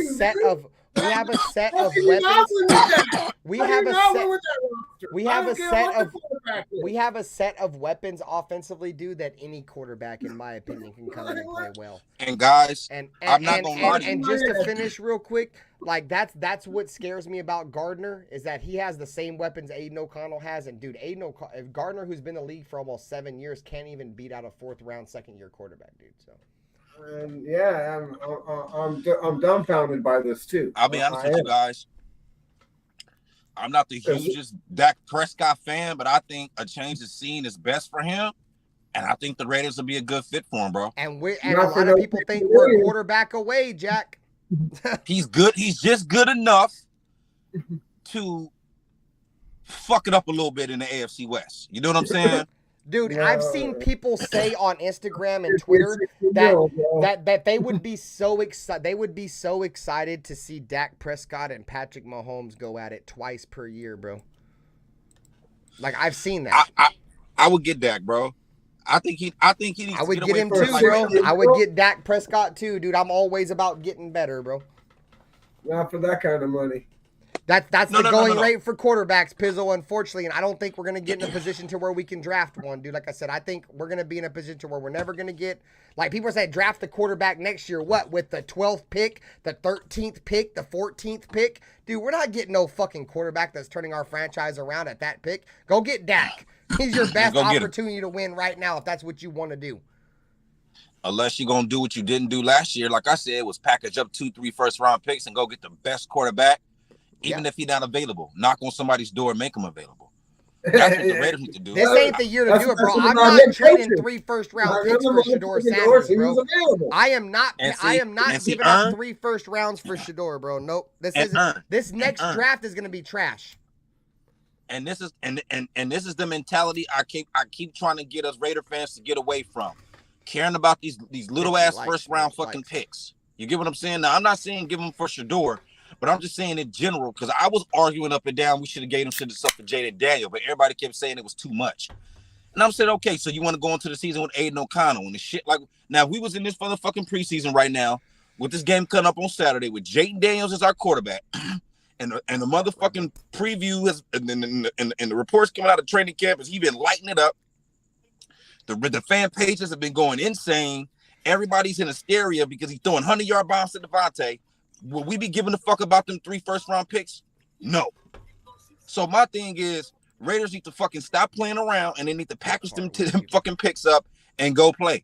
You know what I'm saying? That's what you're going to have to do to get a quarterback, bro. That's what Kansas City had to do to get Mahomes. Yep, that's what I kept saying. Yep, they had to give up a shit to trade up to get Mahomes, bro. That's because what I'm they trying had to Alex tell you. Smith and they were picking in at like the middle of the but first. They don't give a fuck about them picks now, though.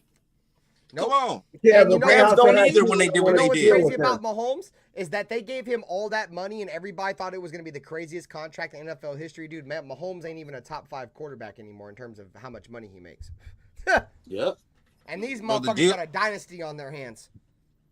Dude, that's why when you guys, well, not you guys, but when people get to talking about the quarterback's money and all this shit, I just laugh because it's like, the salary cap goes up every year. The collective bargaining guarantees, shit goes up. That's one reason why Mahomes don't go cost a lot of their money, Jack, is they gave him like I think half of his contract fully guaranteed. Like if you put guarantees on top, dude, that guaranteed money don't go across your cap.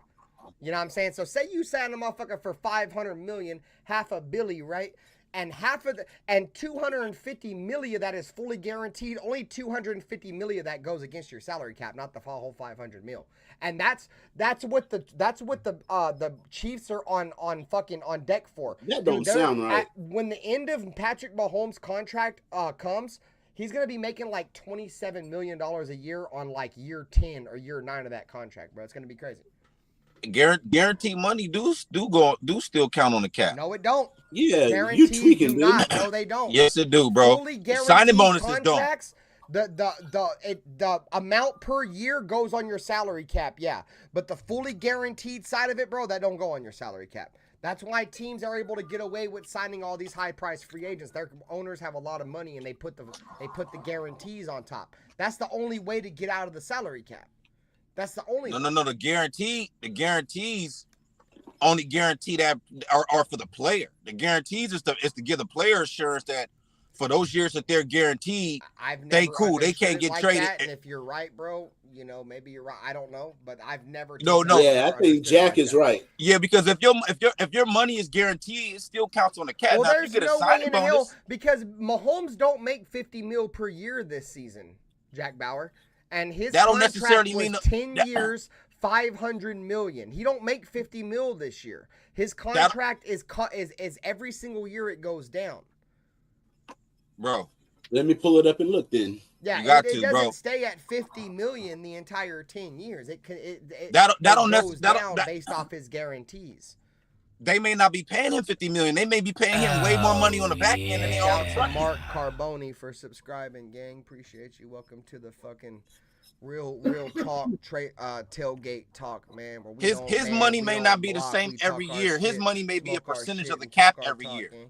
What? That's the difference. I said the actual amount per year may not be the same. They may give him a percentage of the cap every year. Sometimes players don't. And that's my point.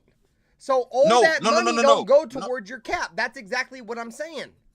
No, you said the money doesn't go toward the cap. The money still goes toward the cap. It's just that the amount that they're paying is different every year. He may get 30 this year, 70 this year. I'm half a stupid, so I'll give you that. So yeah, it kind of does. But at the end of the day, motherfuckers who if you look at these contracts that are front loaded, that have a lot of guarantees, dude, teams front load contracts, so they're not fucking locked into long-term fucking stretch it out contracts, bro. That's why they give them front loaded guaranteed money. They front load contracts, so when on the back end of the contract, when the player is worn down and they're not at their better, they're not paying the premium price. That's why they front load contracts, and they give the players the most of the money the first couple of years of the deal, and it's better for them because they get a lot of the money right away. That's why they front load contracts. Well, see, I'm half stupid. If look, for instance, that's never how I understood it, but fuck, I don't know. Look. So for instance, if I'm signing a football player to a $30 million contract, 5 years, right, or let's say $25 million contract, 5 years. If you do the math, 5 times 5 is 25. So yeah. in theory, right? Does it say in theory, I'm paying him $5 million a year, right? Yeah. We're gonna say no. What we're gonna do, bro, we're gonna pay you $15 million your first 2 years. So we pay you 7.5 2 years in a row. Yeah. So for 2 years, you're making 7.5. Those next 3 years, you're making an average of what the remainder amount of your contract is, bro. That's front loading the contract, and why the player likes that is okay. The first 2 years of the contract, I'm getting the bulk of the money right away. Yeah, but that 7.5, the front load of that contract, not all of that's going towards your salary cap. The majority of that is guaranteed money. No, that money is on your cap, bro. You gonna have to prove that me money wrong, on your bro. cap, I'm a fucking argue till the cows come home. That's the reason why Kansas City was able to give, bro. You ain't never seen a player in NFL history get paid $500 million and go against. Dude, what's the NFL salary cap, bro? That motherfucker can't get paid $500 million and be on the NFL salary cap. That motherfucker got half of his money up front, guaranteed cash, hyenas. No. You know what I'm saying? And the rest of it went towards the salary cap. That does not Yes, not that's necessarily exactly true, man. how it is. Because guarantees are guarantees, bro. You're giving me bread up front. This shit ain't going against no books. It would be almost like NFL untaxed because salary cap is like tax NFL. They're getting all their bookies up front, bro. That shit ain't going towards no cap. No, bro. You got it confused with their money going into escrow. You got it confused. No, I could bet you. We could bet on this one because I'm at the somebody point. look this shit up. Because what happened is that money goes into an escrow, bro. They don't give the that money. I don't give a fuck about escrow. It don't go against the salary cap, Jack. Bro, it goes against the cap, bro. No. Guaranteed money goes. Guaranteed so money does not. No. All right. Just ask your bitch, dudes. Ask your bitch. He right said, there. "Yeah, ask your bitch." Ask your Can bitch. somebody She's in right the there. fucking chat look it up? I Somebody swear look that it shit don't, up, 'cause man. That's the purpose of cash money guarantees, Jack. You That's give why you have motherfuckers money your up bitch front, and guaranteed cash, so you can sign these big name free agents for lower salary cap value. That's the whole point of giving motherfuckers guaranteed money. That's why these good teams that have rich owners get better and better at every year, and the teams with loser trash ass owners get worse year and year and year because we ain't got no goddamn money. I have, like I said, bro.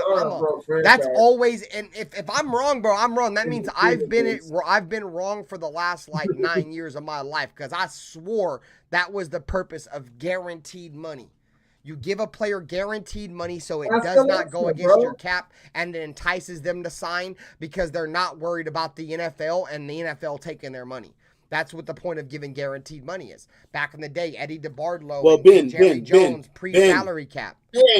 All right, go ahead. Damn. Patrick Mahomes, 2024, 37 million. 2025, 66 million cap hit. Oh, so that shit is backloaded. 2026, 68 million. 2027, 64 million. So that's a little bit different. They're gonna trade him. They just haven't Patrick Mahomes 68 million. Oh, they're fucked. They haven't. So they that's haven't just the way structured they to where certain negotiated years that contract, I guess. I don't know. They're gonna have to. It's the way the contract was built. But still, though, that even with all that money made up, dude, that shit don't equal 500 million. So still 250 million of that was guaranteed. Hey, but listen to this. If they were to cut Patrick Mahomes this year, their dead cap hit would be $113 million. Yeah. Dead cap. I don't know. Maybe I'm wrong. And I'll admit when I'm wrong. But I've always thought the whole purpose of avoiding the salary cap was giving guaranteed bread. Ask your bitch a lot. You write you write your player a check behind the scenes, boy, under the table type joint. Well, I don't know. Maybe I'm wrong. Shout out to everybody in here, man. Hit the like button. I don't know, dude. I feel I don't do. I think the Chiefs got to steal with that deal, bro. Because even if they have to pay that motherfucker $70 million, bro, I'd pay a quarterback anything if he won my franchise 3 Super Bowls. Shit, if I was an organization, it might be 3 in a row because they pay him. I don't give a fuck if he don't. Like, obviously, I care if we don't win nothing from then on out, gang. But like, if we don't, like, bitch, I already got 3 Super Bowls, bitch. I'm already a dynasty. You feel me? Like, you can eat a dick. Yeah, like, can't nobody tell me shit. Edgar said, we been told you was wrong. All right, gang. Been stay on the wrong side of history. Forget trying to tell you it's wrong, man. Fuck telling you it's wrong. I'm trying to tell you how it works so you know how it works. Fuck being wrong. I'm trying to tell you how it works, bro. I didn't know, bro. Been always wrong. Who cares if you didn't know? I'm trying to tell you how it works. Forget, we all about solutions here, bro. Not telling people they wrong. We about solutions. Right. So we're trying to tell you how it works. I'm about telling motherfuckers they was wrong. Ben, you was wrong. Look, when they front load the contract, the shit still goes against the cap, bro. The thing is, they get guaranteed money right away. That goes into their account right away. But when the money is guaranteed, that means when they front load that contract, those first couple of years are going to be more than the last couple of years. they're going to get the bulk of their contract early and not late. Not evenly, not backloaded, front loaded. That money, even if it's 7 million, 10 million, 20 million, if it's front loaded, goes against our cap. So for instance, when Devontae Adams shit is backloaded because he's only making whatever now, in about another couple years when he's making 100 million, right? His shit was backloaded. You feel what I'm saying? That shit is against the cap. Well, so guaranteed money is against the cap. Yes, sir. It's yes, it's definitely against the cap. It's always I against the cap. ain't giving no motherfuckers a bunch of guaranteed money. They can eat my dick, bro. I've literally never knew that, bro. Ben, stop. So if you're not going to give him guaranteed money, but Jerry Jones is going to give him guaranteed money, where do you think the player's going to go? Oh, Jerry. That's Jones, why you got to give up guaranteed money. Thank you, because this is not the NBA and this is not the MLB. Same thing no like Eddie DeBartolo, gang. That's why everybody went over there. That's the reason why the Niners got all them goddamn Super Bowls. They had like one of the richest owners in the history of the NFL. They didn't have a salary cap either, though, bro. And that's what I'm saying. That's why the Cowboys and the Niners ain't won no goddamn Super Bowls post salary cap. Because Jerry Jones and Eddie DeBartolo had deep ass motherfucking pockets. They was getting up everybody, gang. And a lot of people say the same about Al Davis. Like the Yankees and shit, bro. They got rich ass people in there, bro, and they gonna get the best people every single time. Yeah. Unfortunately, Al Davis was broke as fuck, and he tried to go out there and try to get the steals every single time. Like, he was getting first round picks that we drafted in like the 7th round and shit, over draft and all kinds of shit. He was so opposite. Al Davis was the complete opposite, bro. Yeah, but see, people love Al, so they'll come play for the Raiders. Al being different, working in the 70s and 80s, but bro, once everybody got hit and figured it out, bro, it was over. Yeah, a lot of people say Al Davis never won after free agency started. He didn't. Nope. We haven't won. A lot of people say the same thing. We haven't won nothing in the fucking post free agency, post salary cap shit neither, bro. And Al Davis was like kind of like stingy kind of with his money. He tried to play games with Tim Brown. Tim Brown signed a fucking offer deal with Denver. Tim Brown signed with Denver and made Al Davis match it to keep him. Y'all don't remember that though. Yeah, that was before my time, bro. Before my time. Yeah. But if they don't get that quarterback shit straightened out, it's to me, like I said, this shit is Saturday. We got a good game coming up. Should I say a great opportunity coming up? We get to see what the fuck they done. What the fuck's been going on in training camp, bro? Who's been on? Who ain't been on? Huh? I want to see how this fucking running game is going to work out because the running game. Motherfucker Zeus really does something. I feel you. Our offense is going to go how the running game goes because the quarterback's not going to carry the team. Yep. Preach. I've been saying the same shit. We ain't going nowhere if we can't run the football. I don't give a fuck if either one of these quarterbacks win the battle. It don't fucking matter, dude, because these quarterbacks ain't winning you the football game off their shoulder, bro. I don't got faith in this running game either, man. I need to see Zamir go out there because Antonio Pierce said all the starters were gonna get a run in preseason, bro. I need to see as soon as Zamir White comes out that bitch on the first play, bro. I need to see you run for like 6+, bro. Like I gotta see you go out there and smash some shit, bro. And this is Minnesota. So even if Minnesota goes out there with their starters, dude, they were like the 30th ranked defense last year. They were like the 32nd ranked defense the year before that. Like, dude, we should smash them, dude. If Zamir White's a starting running back in the NFL and you're playing against a soft defense like that, bro, I need to see 5-6+ on the first rip, bro. Lower your shoulder, smack them fools, bro. Especially because you've been showing off these guns you got. I need you to show it, bitch. You know what I'm saying? No, respectfully. I didn't mean to say I ain't gonna lie to you. But like respectfully, bro, I gotta see you go out there and do something. I ain't gonna lie to you. I got more confidence in Alexander Madison than I do in fucking Zamir White. I would kind of agree in a way there. The only thing that worries about me about Alexander Madison is he turns the ball over too goddamn much. If he stopped fumbling the football, And that I've said this before. I felt like the last games, the last 4 games or whatever that Zamir played, I felt like that the offensive line was playing extremely well in those games, dude. The offensive line was protecting Aiden. They were opening up holes for the running back to run through. I felt like Zamir White was honestly just taking advantages of the opportunities that were presented to him with open holes, and he just ran through them. You know what I'm saying? Like, how many times over the last, few years, we've had to rely on our offensive line not blocking at times and Josh Jacobs having to make a move or something. I don't think that's part of Zamir White's game. So if the holes ain't open, I don't think he's going to just be able to run through that joint. Alexander Madison's decent. He fumbles the ball. He had like 6 fumbles last year. That's concerning. But I'm excited to see Dylan Labe, dude. I think that Dylan Labe kid, bro, I think by mid-season he's going to probably be our starting running back, bro.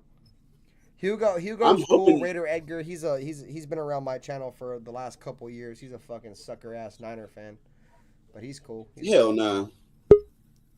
I don't judge a man based off his team. I judge a man based off his fandom.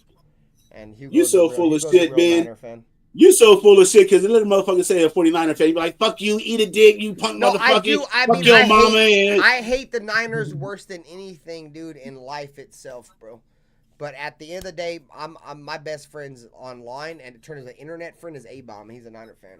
So if he loves the Niners the way A-Bomb loves the Niners, as much as I hate the Niners and I hate your fandom, I respect you, bro. What up, Casper? I can do that. Because I might hate you, bro, but like if you're not a bandwagon, like I've been, dude, I was born in 91. I became a Raider fan in 2003. My pops wasn't even a football fan. So all I know is losing. All I know is losing as a Raider fan, bro. And y'all see how diehard I am for my shit. So if I win or lose, bro, if I see another fucking fan, that's why I don't have a lot of respect for a lot of Niner fans, because a lot of them are bandwagon. But like dudes have been around my channel for a long time, dudes that I've seen rep the Niners for a long time, and other fans, of other teams, I respect them. You know what I'm saying? I don't like your fucking team at all, period. But I respect your fandom because you love your team the way I do, bro. It's hard for me though, because I'm a fucking Raider fan. I ain't never seen this team do shit. My pops wasn't a Raider fan, so it ain't like my pops seen the Raiders ever do shit. I ain't never seen this team do absolute shit ever. And it ain't looking good for the next few years either. Yeah, I know. That's why I can never change my colors, bro. I've been dealing with it my entire life, bro. What's another year? That's what's sad about being a Raider fan, bro. Well, that year turns into a decade. I know. And it's been two of those for me. It's been 2 of those for me. And the next thing you know, you're 4 decades in. The only thing I've ever seen as a fan is a magical season by Derek Carr. That shit was magical. And of course, it would be my luck being a season ticket holder that entire year, and I go to the game and he breaks his fucking leg. Our season's fucking over. Everything magical we had going on that year, because I honestly think the Raiders had a chance that year to at least compete for an AFC title. But obviously that fucked us in the ass, bro. Pause, no Diddy. And then I seen the year where fucking, what was it, Tom Cable or Hugh Jackson? Yo, bro, that fucked us in the ass shit is crazy work, bro. That's crazy. I'm already work knowing, there, gang, but that's how I feel as a Raider fan, bro. It's fucked over here, gang. I done told y'all we're domestic violence victims, bro. Like I think, but at the end of the day, dog, I've never seen nothing.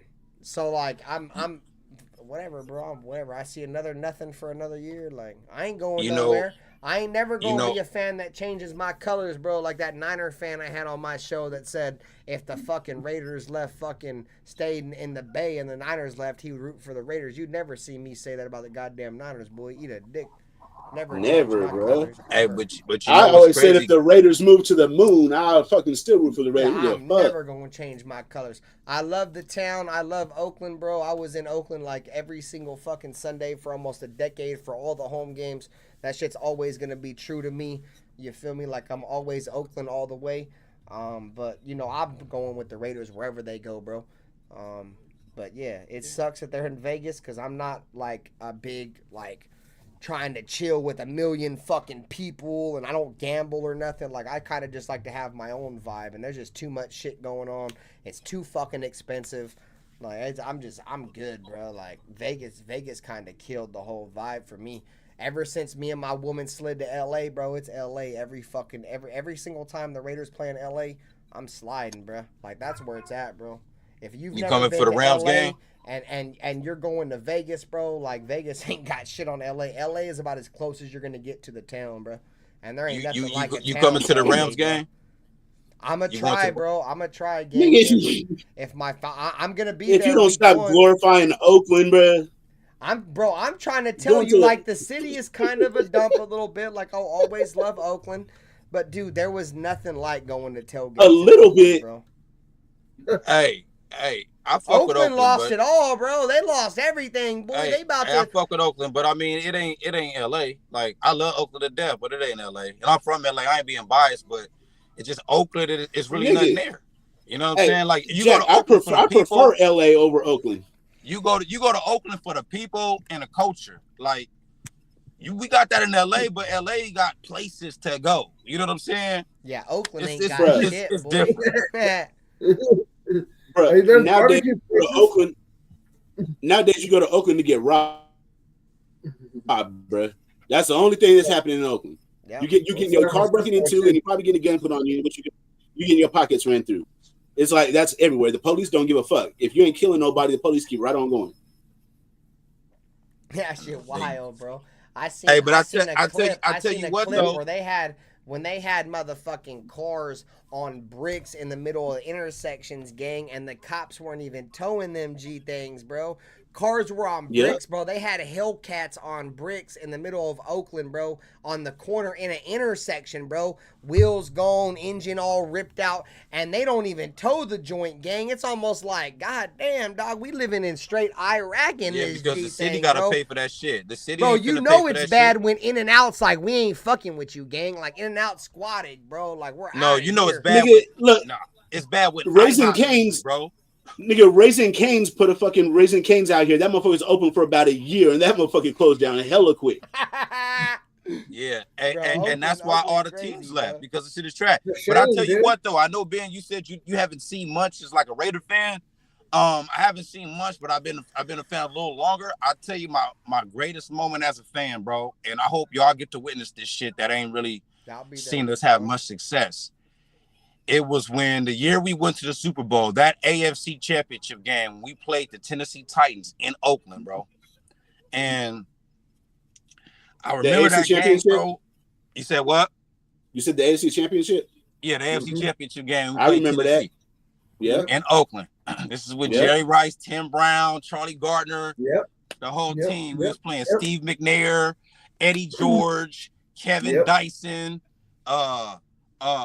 Yeah, see, this kind of Albert- shit, like, makes my skin Yep. crawl, gang. Yep. 'Cause I can All just that. That was our Super Bowl year. that was Didn't our Super Tennessee Bowl have- year. Even they Did had Tennessee Albert have Javon Yeah. Curse that year too? They had Javon Curse and a young Albert Hainsworth, y'all. Don't underestimate that. Yeah, A Albert rookie. Hainsworth was a beast in Tennessee. He didn't do shit when he went to Washington, gang. So Yeah. we beat these motherfuckers, bro, but Rich Gannon was just surgically ripping Yeah, these he was on fire. motherfuckers apart, bro. Oh my Hell God, yeah. bro. If y'all ever got a chance and got some time, go back and watch that game. It's on YouTube. You can type it in right now, 2002. Raiders Rebel It- said he was in the black hole for that one. Ask him, did he go to a concert in the parking lot? You went to the that was the Metallica concert, right? Right, they pulled up in the parking lot. Yeah. Man, hey, I'm telling you, that game was legit. That year was legit. And I want to say that was the year Rich Gannon was the MVP as And well. Danny just said it right Yeah, now. He well, said yeah, that was Metallica performed a free 2000, concert in the parking lot. Bro, Yeah. that was the most epic time to be a Raider, bro. No Yeah, that cap. was And we before beat my that team time, and went to dog. the Super Bowl, bro. Went to the fucking Super Bowl in Oakland, bro. Ran In that Oakland, shit through beat the town, Titans. gang. Bro, hey, watch that shit. Watch it. Watch it. I'll send it to you if you want me to. I'll send it to you. Don't even worry about it. I'll send it to you. Watch that shit. You're going to be tripped out. You're going to see Jerry Rice do his little route, get open, boom, Tim Brown. You're going to be like, oh, my God, bro. Them the good days, bro. Them the good old days, bro. Oh, my God. We couldn't be stopped, bro. And then when we got to the goal line, we would give it to Zach Crockett, bro. He was like, I remember Zach Crockett, boy. Remember. Yeah, he coming Bro. out. Hey, that remember Marcel remember- Reese? Marcel Reese started doing that joint. Yeah. Him and Bro. Denarius Moore started doing that shit. we had the fullback, John Ritchie. You know what I'm saying? He was cool. He was With wild. the horns, with the shit on his forehead, the Yup. horns. Yep. Bro. And see, you want to know Kennedy. that what was cool about that era too, bro? Even though it was kind of before my time and I caught the end of that joint, is that we were a physical fucking football team too, though, boy. We went out there and played a physical brand of Raiders football. We played every style of football because we played finesse and physical. Can I say something real quick, please, about this, about what you just said, Ben, and you earn that same year, right? I'm glad you brought this shit up because this may go another route, but I know we ain't got a lot of time. But if you guys ever get to really focus on that Super Bowl that we lost to the Tampa Bay Buccaneers, and the real reason why Barry Robbins went AWOL and went to Mexico. Do y'all remember why he went AWOL? The real reason why he went AWOL. Oh, that because lineman. No. He was the captain. He went to Mexico. I know that. Listen. I got it. He was the captain of the offensive line, and they changed the game plan at the very last minute. And he knew that he was going to be the one that was going to be like he called all the. You know what I'm getting at. There you go. He was the captain of the offensive line, and all the responsibility was going to be on him. All the responsibility was going to be on him. Keep talking. Look, all eyes on G just said it right there. Look, they try to change the plans on the Friday of the Super Bowl. Thank you. All right, so we got some real ones in the building. All right, so let's talk about it. All right, so look. So you would never get Edgar, great players. You would never have great players as great as Tim Brown and Jerry Rice to ever, in any sport, bro, to ever admit that game was sabotaged, right? Both of those players, Jerry Rice and Tim Brown, will publicly admit that Super Bowl was sabotaged. You can go find it yourself. If any Raider fan think I'm exaggerating, do your own research and find Jerry Rice and Tim Brown saying that Super Bowl was sabotaged. Why was it sabotaged? Ern just said it. We had a game plan to come into that game against the Buccaneers, who was the number 2 or 3 or number 1 defense that year.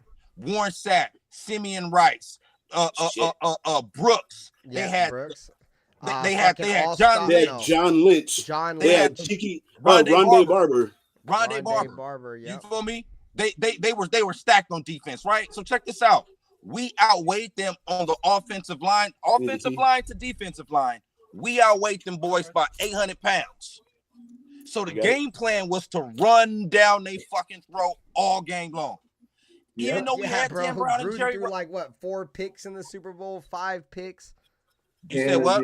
Gannon. Gannon threw like 4 or 5 picks in the Super Bowl. Because they changed. Look, Bill. You know Bill Callahan, right? Yeah. He was the coach that took over for John Gruden. Yeah. He was the offensive coordinator the year before. He was when we went into the Tuck Rule year. The Tuck Rule year when we lost to the Patriots in the Tuck Rule, he was the offensive coordinator, Bill Callahan. All right. Yeah. He became the head coach after that. Bam. Right. It didn't change a motherfucking thing. Didn't change the motherfucking thing.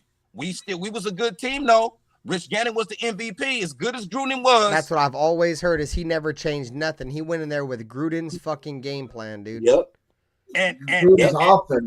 But here's the thing, though. Rich Gannon was the MVP, and he wasn't the MVP under Gruden. He was the MVP the year Gruden left under Bill Callahan. That was when Gruden Gannon became the MVP and had his best fucking year, bro. So, I mean, I love Gruden, but Gannon was the man the year after he left, even though it was the same offense. Take it for what it's worth. I'm just adding that.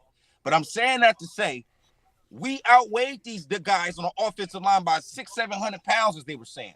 So the game plan was to use Charlie Garner, Tyrone Wheatley, and these boys, pound it, make it a real physical game. That's the only reason why I brought it up, because you said we was physical. You feel me? And back then. So I thought about it.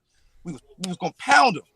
Last minute, they decided to, like Ern said, they decided to change the game plan to more pass heavy. Once they did that, 4 interceptions, pick, and they felt like they knew our plays. And even if you listen to the audio from the Super Bowl himself, we ran this shit in practice. They'll tell you they knew this shit in practice because the motherfucker never changed the coach, never changed the plays. And some people feel to this day that shit was sabotaged to get Gruden that Super Bowl. I'm just saying. And if you guys seen, they did like a little documentary type joint on the Buccaneers that year, dog. and it was like the weekend of the Raider game in the Super Bowl. Fucking John Gruden was out there playing quarterback. He was pretty much showing the defense exactly what Rich Gannon does, lining up, showing him, you feel me, the sluggos and all that shit, you feel me, and like you guys said, bro, they completely switched everything around, but the defense was ready for everything that Gruden wanted to do or Gannon wanted to do, dog, because fucking, like you said, Gannon was better after after John Gruden, but fucking John Gruden kind of made Rich Gannon because John Gruden wasn't. Rich Gannon wasn't shit, bro. He was like a backup. He was a journeyman. Pine rider. He was riding the pine joint. Yeah, and then he that's came no over doubt. to the Raiders. But I feel like that may have just been, you feel me, like old buddy just sitting in the system for so long. Yo, I'm not gonna look. I'm not gonna say Rich Gannon was garbage quarterback, but he was a C+ level quarterback until he got with John Gruden. Absolutely. Yeah, no, I'm saying, but he was riding the pine. He was a backup, though. He was a backup. He was riding the pine. Yeah, he was a career backup, though. He wasn't your average backup. He was because when he backup. played for Minnesota, he was going back and forth, and then when he played with Kansas City, he was starting and not starting. So I wouldn't say riding the pine. I would say he wasn't a solidified starter in the league, but he got starts. Yeah, he wasn't a career backup. Rich Gannon, he got starting experience other than the Raiders, bro. You know what I'm saying? So I don't know if you call that riding the pine, but like a clipboard type of guy. But Rich Gannon ass was playing. You know what I'm saying? I mean, he was a journeyman, but he got on the field. There was games when he was a backup, bro. He was a solid backup. He was a backup. No, he was a backup, but I mean, you say he's riding the pine like but that's what riding the pine is, dude. You're a backup. But no, but he was a different kind of backup. He was a backup that actually started games and was in quarterback competitions all the time. He wasn't just like delegated to the second role. Thank you. That's different. Gruden always went to these practices and picked out these gems, right? So he obviously seems like he did with Darren Waller. He'd seen something in the tape of Rich Gannon that he thought he could work with, and he was right. Darren Waller was on the practice squad. That's a little different. And he didn't even see Waller. That was the other coach that saw Waller. Gruden didn't even see his ass. No, Gruden seen him practicing. Well, and he's like, "Who's that dude?" And no, they're like, "Oh, that dude's on the practice squad. We don't play him because he's got problems." And Gruden was like, "Oh, really?" And then that's when Gruden's the guy who brought him here, dude. No, Gruden brought him here, but what Olsen was the one who discovered him. No, I don't know, man. Olsen was the one. Coach Olsen was the one who discovered Waller because he was on the Baltimore Ravens practice. It was Olsen because Gruden asked Olsen. Olsen told Gruden about Waller. That's the real deal story. I don't know if y'all really know about that, but Olsen, you gonna hear Gruden because he got the sexier name, but Olsen was the real workings behind Darren Waller, bro. It was definitely Coach Olsen. Yeah, I'll stand corrected then. Yeah.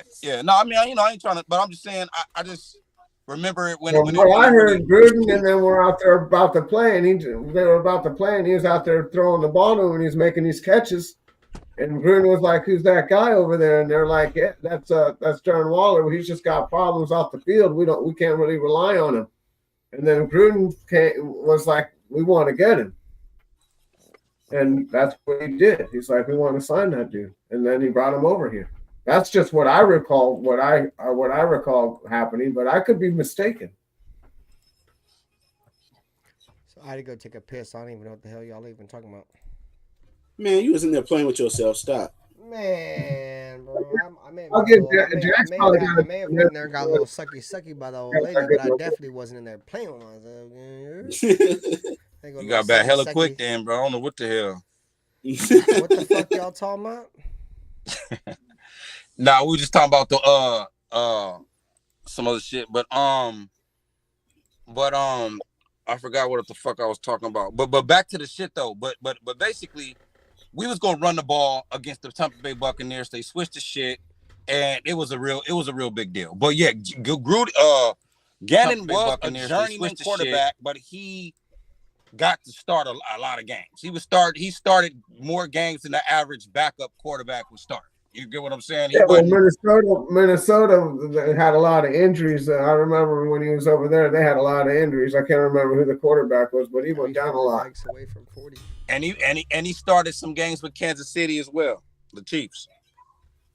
Yeah, but he sat behind. Hold on, let me. Elvis Grbac said Gannon took over for Elvis Grbac in his. That's what I'm saying. He took over for Grbac. That sounds about right.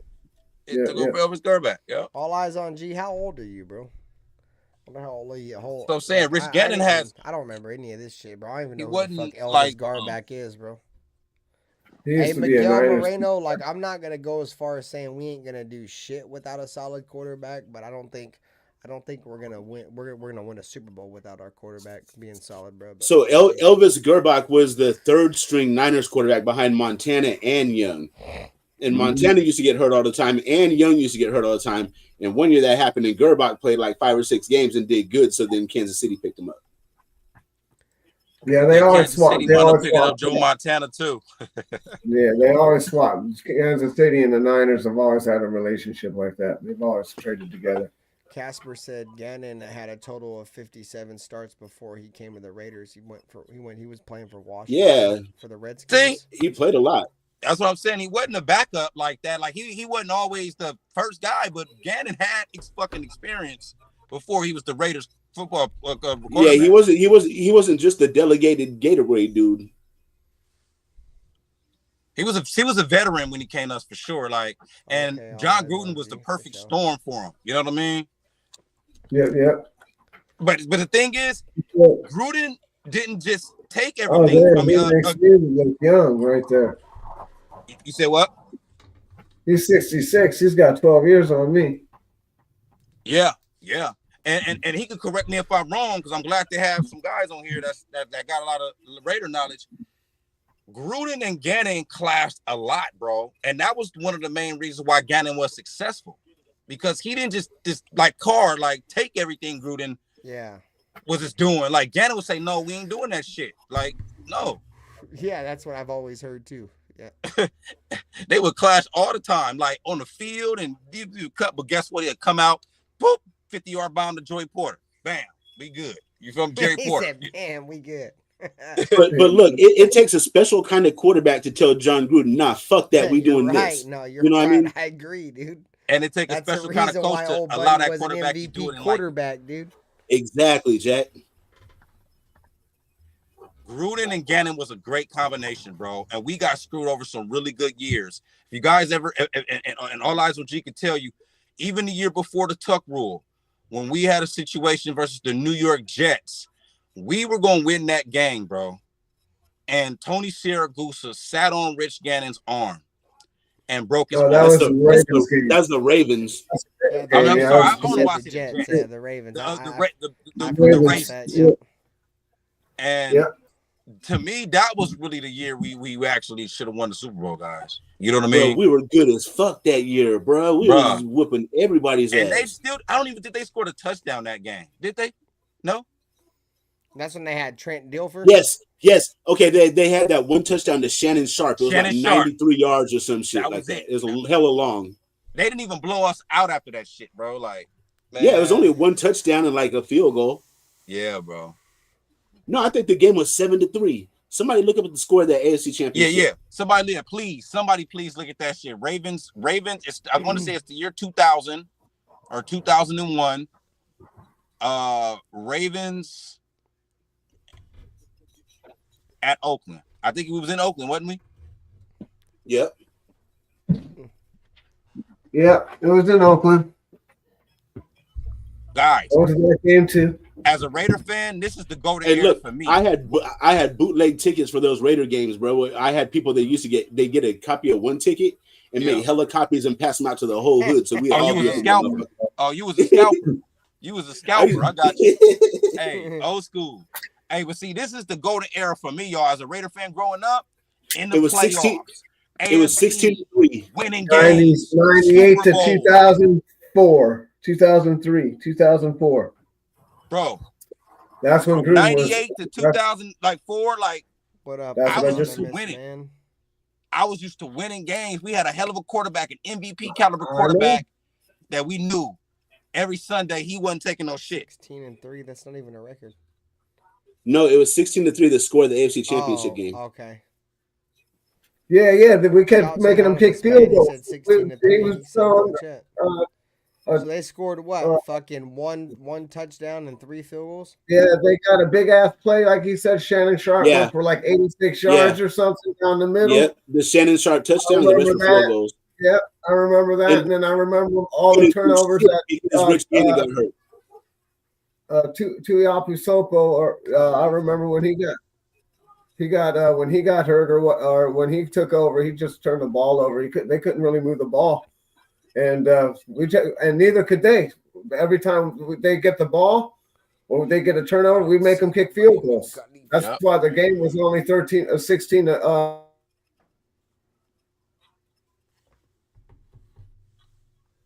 You froze. Pizzle, look at him. Get a screenshot. 3 of them move the ball. Nah, somebody screenshot that shit. Yeah, screenshot.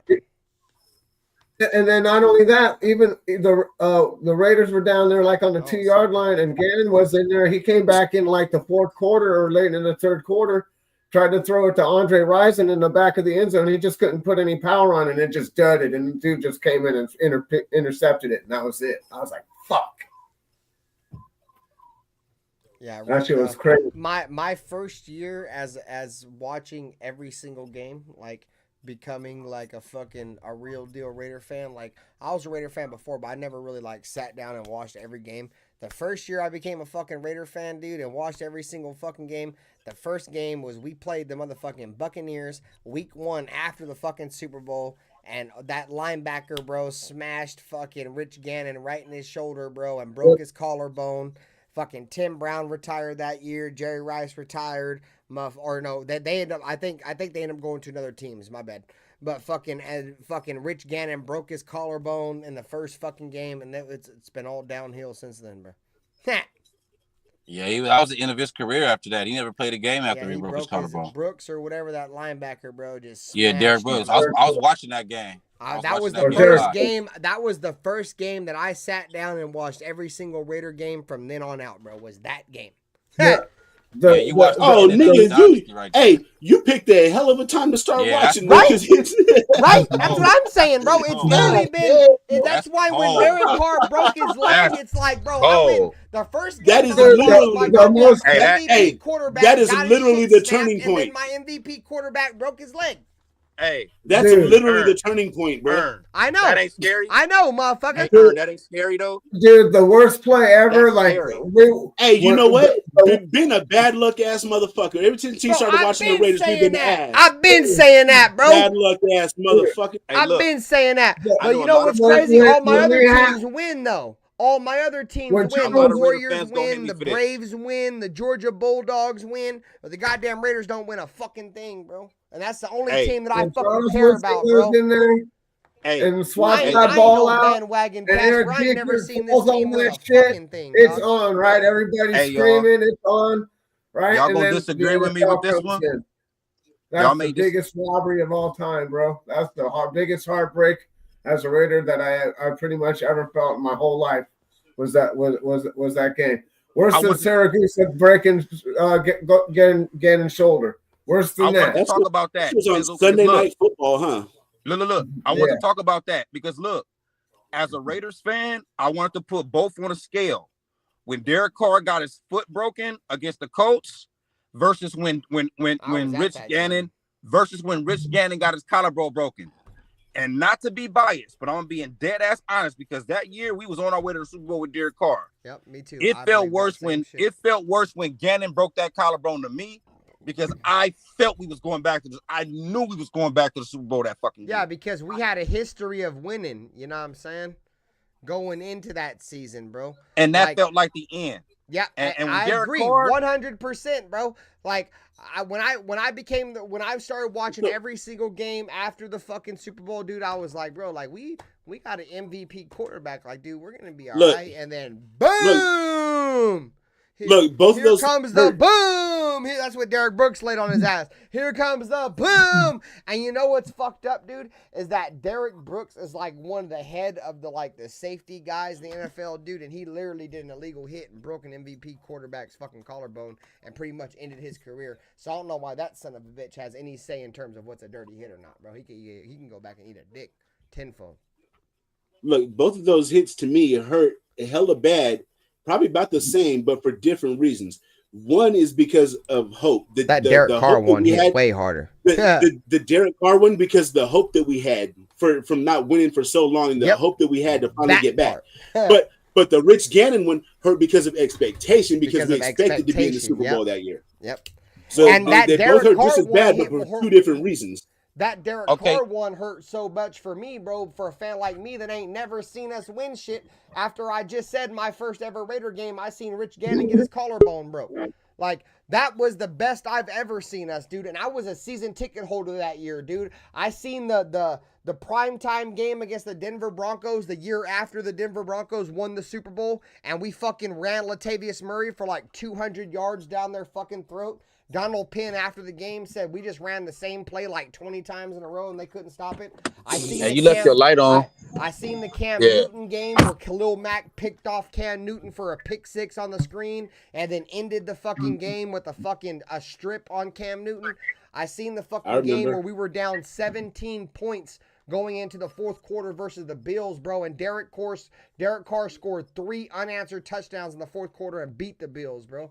Like, that season was magical, dog. Like, in person, dude, that was the best season I've ever been a part of, dude. What about the overtime game in Tampa Bay? But I wasn't at that game, Ern, but I agree. That was when Derek Carr threw for 500 yards. I'm talking about the games that I was at in Oakland. That was in Tampa Bay with Seth Roberts. Yep, that was Seth Roberts catching the game winner in overtime. Mm-hmm. Yeah, but that was the second game winner, because the week before that he had a bang game winner. Seth Roberts, I forget who. Yeah, won another game. Had a lot of game winners that year. Yeah, he did. My woman was pregnant, dog, with our second daughter, dude, and she wasn't going to games with us that year. It was me and my brother-in-law, and my mother-in-law, she's deaf. So, like, my wife, like, she reads lips really good, and she was seeing it on the TV, dude, before, like, we saw it, because, you know, the TV's, like, instant, right? They weren't really showing fan shit. And she texted me instantly. She was like, he broke his leg. I was like, what the fuck are you talking about? She was like, you can see it on his lips. It's broke. And then I see it on the big screen. I'm like, oh, my leg, dog. Like, 100%, dude. And that was the hardest blow I've ever suffered as a Raider fan. Outside of the final game in Oakland. Outside of the final game in Oakland, dude, like, I literally cried when Derek Carr got hurt, bro. Like, I was it's another one that hurt hella bad was when Bo Jackson tore out his fucking hip, because that was before my time. I'm just talking about my time, though. You know what I'm saying? But see, when Bo tore out his hip, that was bad, but we didn't know he was done. You feel me? Right. We didn't know it was done, so it wasn't like how, like, you know what I'm saying? Like, we thought Bo was gonna come back and shit, and it was gonna be cool. So that one was like, we knew a week or two later he wasn't coming back. It hit you over time. Like, damn, Bo not coming back, and that will hit you. But they dragged it out for a couple of seasons and said he was coming back. You want to know how crazy Raider fans were after that Derek Carr injury, dude? Is like, all eyes on G said it, like, we knew the season was over. Bro, there was literally fans inside of that Coliseum that said that we stood a fucking chance with Matt McGloin. They're like, oh, we got Matt McGloin. I'm like, dude, do you know what that's just dumbass fans, though. Dude, that's Matt just McGloin, dumbass fans, bro. So check this out. We played Denver. We played Denver the following week in the final game of the season where we had a chance to get a fucking home field advantage playoff game. Matt McGloin lasted one snap, dude. He got fucking blitzed. They smashed him in his fucking face. That's when they had Chris Harris and Aqib Talib and TJ Ward, dude. They had that really good defense steal that Derek Carr exposed like 3 weeks before. You know what I'm saying? He lasted one play, got smashed. Connor Cook had to come into the fucking game. Connor Cook had to play the best fucking defense in the fucking league in his fucking game. Connor Cook is the first rookie in NFL history to make his first start in the NFL in the playoffs. And not only that, he had to make his first start in the playoffs against the number 1 ranked defense in the NFL that year, bro. The Houston Texans. And you want to know, as much as I love Khalil Mack, you want to know one player that did not show up in that game? against Brock Osweiler, a quarterback that the year before he sacked 5 times in Denver. He didn't show up, bro. Big time players show up in big time games. I love you, Khalil Mack. I'll always love you. But dude, in that Texans game, in that playoff game, dude, Khalil Mack was non-existent, dude. Jadeveon Clowney and JJ Watt was feasting on Connor Cook the entire game. You know what I'm saying? Yeah, we weren't gonna win that game, bro. Like without the, you know what I'm saying? Even if Khalil Mack would have had a 5-sack game, bro, we wasn't gonna score shit. We was trash with the backup quarterback. No, I know. I'm just saying. Yeah, like I like even we had no chance when Derek Carr went down. Motherfuckers was saying we had a chance, dude. We had no chance. Yeah, people just delusional. But see, the thing is, here's my thing as a fan though with that one though, when we comparing the two, because that part, Terrence, in fucking Mexico too, dude. Jameis Olawale. I get what all eyes on G was saying. You know what I'm saying? We thought we was gonna win, but look, here's what I'm saying. Even though Rich Gannon was winning and the Raiders were winning, we still never won the fucking Super Bowl. So we still, as Raider fans, still were foaming at the mouth for this fucking Super Bowl trophy that we never really fucking got. We got robbed once. We got cheated twice. We got bad calls. We was getting bad calls back then too, guys. Newsflash, we've been getting these bad calls for years. We were getting bad call after bad call, done dirty, and we could never get to the Super Bowl. And then the year we supposed to finally get to the Super Bowl, our quarterback breaks his arm. His collarbone. When he breaks his collarbone, we know for sure that dynasty is done. That is totally, to me, it hit way harder than, okay, a young quarterback broke his leg. Okay, so what? It hurt today, but he's going to be back the next year. We got a defensive end who's good as fuck. He's one of the best in the league. Guess what? He's going to be back the next year. Obviously, shit worked out differently, but what I'm saying was it hurt because we hadn't been winning, and I get that part, but it wasn't the end of an era at that point. We didn't feel like it was the end of an era. We're like, okay, if we don't win this year, we will never win. It was like, okay, Carr come back, we do this, we do that, boom, we be right back at him. So when we put both of them on a scale, I don't want to be a prisoner of the past, but bro, when Gannon broke that collarbone, we knew our dynasty was done, and we did not get that Super Bowl, and it was over with. That shit hurt. No, for sure. You know what I'm saying? Not saying the DC shit didn't hurt, because that shit hurt too. But even when DC broke his leg, I felt like, he'll be back. He's gonna be okay. When we didn't get the Super Bowl with Gruden, dude, we weren't getting the Super Bowl. I'm just telling you, when we didn't beat the Patriots and he bounced, we weren't gonna get it. Yeah, it slipped, and we had a shot. I mean, we got the Super Bowl without it. We had a chance to get it the second time Gruden came around till they canceled his ass. There you go. No, his stupid ass canceled himself, bruh. Stupid he ass. Can't control what he did 20 years ago when the fucking he didn't cancel himself. That was some bullshit. I'm not gonna get into that. You know what I'm saying? Yeah, that was some bullshit. He ain't canceled himself. That was some bullshit. He's stupid. That was his bad, dumbass. Ain't no way in hell that you can just call a man and say that he has fat ass lips and they look like tires. How's that racist, bro? That shit ain't racist. How is it not? I don't even give a fuck. I don't even give a fuck if he said racist shit. I know. My thing is, LL, bro, no Diddy, dog. He's a Cowboys fan. That motherfucker got big ass lips, dog. He ain't but look, no. Like, fuck all that. That's a racist stereotype, bro. That's been around for centuries. Maybe it is. I'm not gonna forget the fact. Forget the racist shit. Forget the fact that even if he said it was racist or it wasn't racist, fuck all that. The bad part about the shit is that was an email that he sent that y'all dug the fuck up. Y'all dug the fuck up and selectively chose him out of all the shit that y'all seen. For real. To me, that's the fucking worst part. Whatever the fuck somebody say, whatever the fuck they feelings are, however what they beliefs are, that's behind they closed doors. Even though I don't even agree with it, that ain't even a point. The point is, how the fuck you gonna bring something put something on the table that was private, wasn't directed to you, for you, you get mad, instead of getting at the persons you was trying to get, you intercepted some bullshit for another nigga and then got him in trouble. Man, that was some bullshit. So nah, I'm not putting that shit on Gruden, man. Fuck that. That was on the fucking NFL and that was on the fucking Roger Goodell and all them bullshits in the NFL. If he was And, man, that squeaky was clean, there would bullshit, have been nothing to. There would have been nothing to expose. Man, that's not true. They would have made something up. Bro. Or they Well, would they have got didn't make back that We're up. not gonna let the Raiders be great again, bro. They didn't make that The up. Raiders were on the precipice of doing something great, bro. All they did was postpone Washington's ownership of being kicked out of there Exactly, because that's dude, what it was. exactly. All it was a distraction for them to take the focus off of what they were doing with their cheerleaders and all the other bullshit they did and all the other felonious shit that So the you're Redskins were telling doing. me. So you're telling me. And And so like I that said, for them, the John Gruden thing is a distraction. That's a distraction and to keep the heat off of the Redskins. Even though the heat came out later, where's the other 307,000 emails? Where's all the other emails? Because I guarantee you, if they can go through the John Gruden's emails, how come they didn't go through Jerry Jones? I want to see what all these other motherfuckers are saying in private. Me too. That's like that's like you and me having a conversation, bro. And then and I T-Mobile delete getting this them live stream, and they find leaking this your shit 20 years later.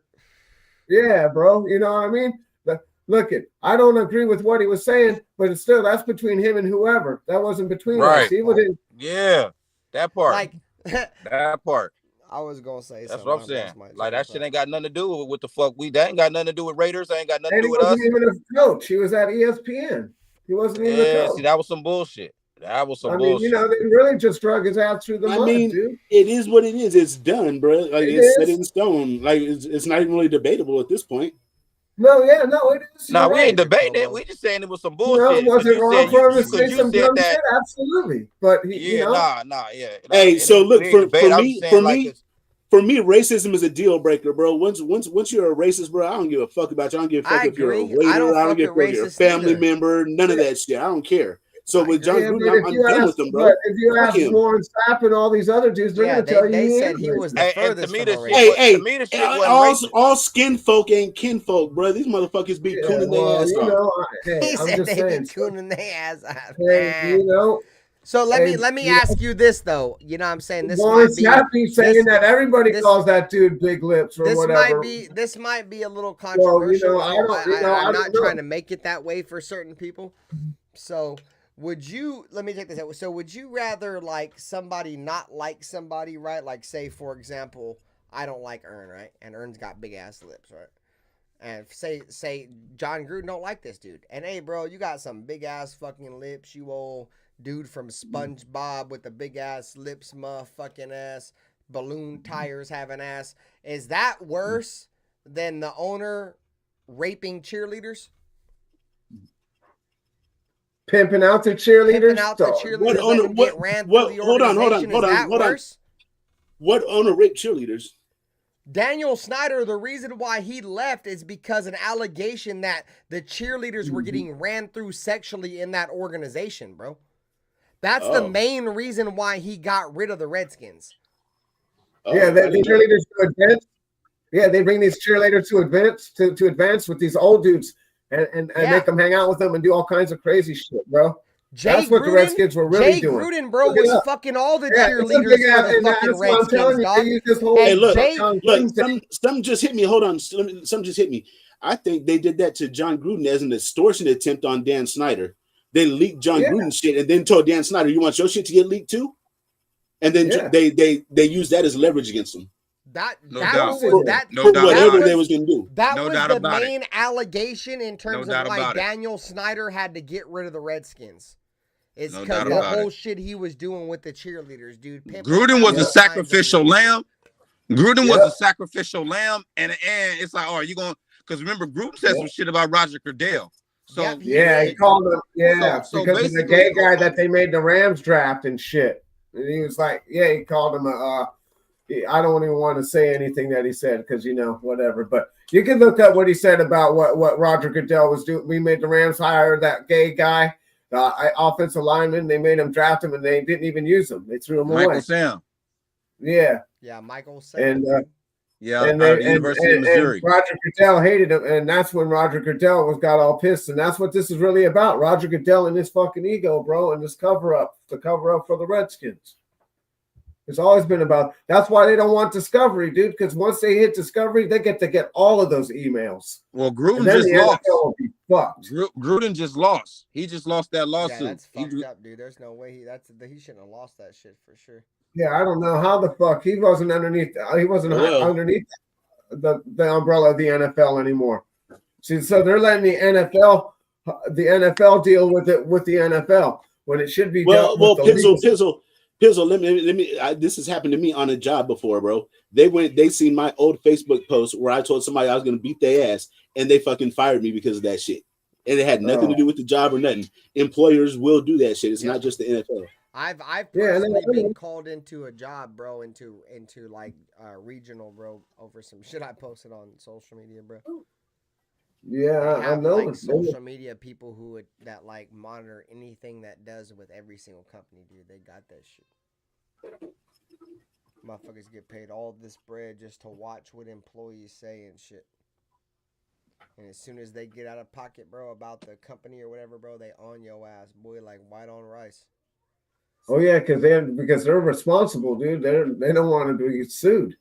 Fucking A. That's what it's about. They got to cover their ass. I don't know. I just feel like, you know, I've always said this from the beginning, right? Like, if John Gruden's a racist, I don't fuck with racists whatsoever, bro. You know what I'm saying? But if it was in a non-racial way and he was just trash talking somebody just kind of in the same spec I was talking to Earn right now, you know what I'm saying? Like, shit happens. Like, I could trash talk Earn now and say some fucked up shit in 20 years down the road. It's not the same. Look, when you're talking about a black person saying they got making big lips jokes, is the same thing as making watermelon jokes, bro. It's something you don't do, bro. Everybody knows what the fuck that means. Because I eat watermelon. I love watermelon. Yeah, I like watermelon and fried chicken. Don't play dumb, bro. You guys are just playing dumb now. No, I understand in like the woke concept of it. I get that, but I was raised different, bro. Like I don't understand it by that perspective. I don't know. I don't know. This is where my degrees are at in sociology and American history. So like, I don't know. I'm not saying you're wrong. I'm just saying, like. When motherfuckers, like, I could understand how people could relate, you know, watermelon and fried chicken and grape Kool-Aid and all that shit. And I understand. But at the same time, I love that shit. So how the fuck is it stereotypical, bro? Like, I don't understand. I like the same shit, but bro. Maybe, like I said, maybe I was just raised different, bro. Like, I wasn't raised to see color, dude. Like, Ben, you're raised in Northern California. It's different, bro. It's not like being raised in Kansas. At least you cut me a little bit of slack there. Like, I'm just raised different, bro. Like, I'm kind of like... No, I'm not holding it against you. I'm just trying to get you to understand that shit is racist, bro. It has... Okay, if it's not all the way racist, then it at least has racist undertones. You got to at least give me that. Yeah. Oh, no, it does. No, it does. No, it does. Like, I mean, if, say, for example, right? Say you're playing Call of Duty, right? And motherfucker be like, oh, you're black, bro. You eat watermelon and fried chicken. Yeah, so I understand that perspective of it for sure. So if you don't have thick skin, don't play Call of Duty. Hell, I mean, motherfuckers are gonna say all kind of shit. Yeah, but y'all get where I'm coming from. Like, I could understand it from a racist mindset perspective of it. Yes, I completely understand, especially as a white man. But at the same time, like, bro, my mama was a crackhead, dog. My dad was a heroin addict, bro. Like, I never grew up with shit, boy. Like, I was eating fried chicken and ground beef and fucking living in fucking shitty-ass homes, drinking Kool-Aid. So that's just how, I don't know, bro. Maybe it's just the way I'm raised, bro. But like Ern said, I'm from Northern California, so I guess it's kind of different. I don't know. Yeah, we live different here, bro. We're mixed here. Yeah, a lot of motherfuckers in here don't even... Motherfuckers in Northern California don't even have races, boy. Like, for motherfuckers, look, in Northern California, you don't see hella black people at the Chinese restaurant. You don't see Chinese people at the rib spot. You know what I mean? Yep, that part. You don't see white people at the taco truck. It's just how it is. So, and I'll put it as into this perspective, right? Like me personally, I'll never say the N word with the A at the end. You feel me? Like, I'm not like that. You know what I'm saying? But I've heard, like, motherfuckers will kind of get away with it, like, in here in Cali. But I know motherfuckers that are in, like, Mississippi and shit, boy. If you go over there and say that shit, boy, they don't care how tough you is, boy. They'll slap the piss right out your dumb ass, boy. Have your ass Because- sitting up, boy. Because it's 400 of them that live in that city that all feel the same fucking way, got each other on speed dial, and the motherfucking sheriff is their cousin. Hey, so I mean, there's different. Nah, it's just that the South, the South, they actually have they more had of actual the. racism in the South. Well, that's where you know us Black Americans started from. Is the South. You know what I'm saying? Definitely. Texas, Alabama, Mississippi, Georgia. Those places down there. So, that's really where the segregation and all that shit started. We just now come, like, I'm first or second generation California. You know what I'm saying? My mom was born in LA, but my grandfather was born in Mississippi. You know what I'm saying? So we all from the South. You know what I'm saying? So when you go out and venture out other from the South, you still experience it, but down there they don't play that shit because you got to think about it. It's only 13%. 13% of America is Black American, right? So we don't make up a lot of the population in America, and most of our population is in the South. You get what I'm saying?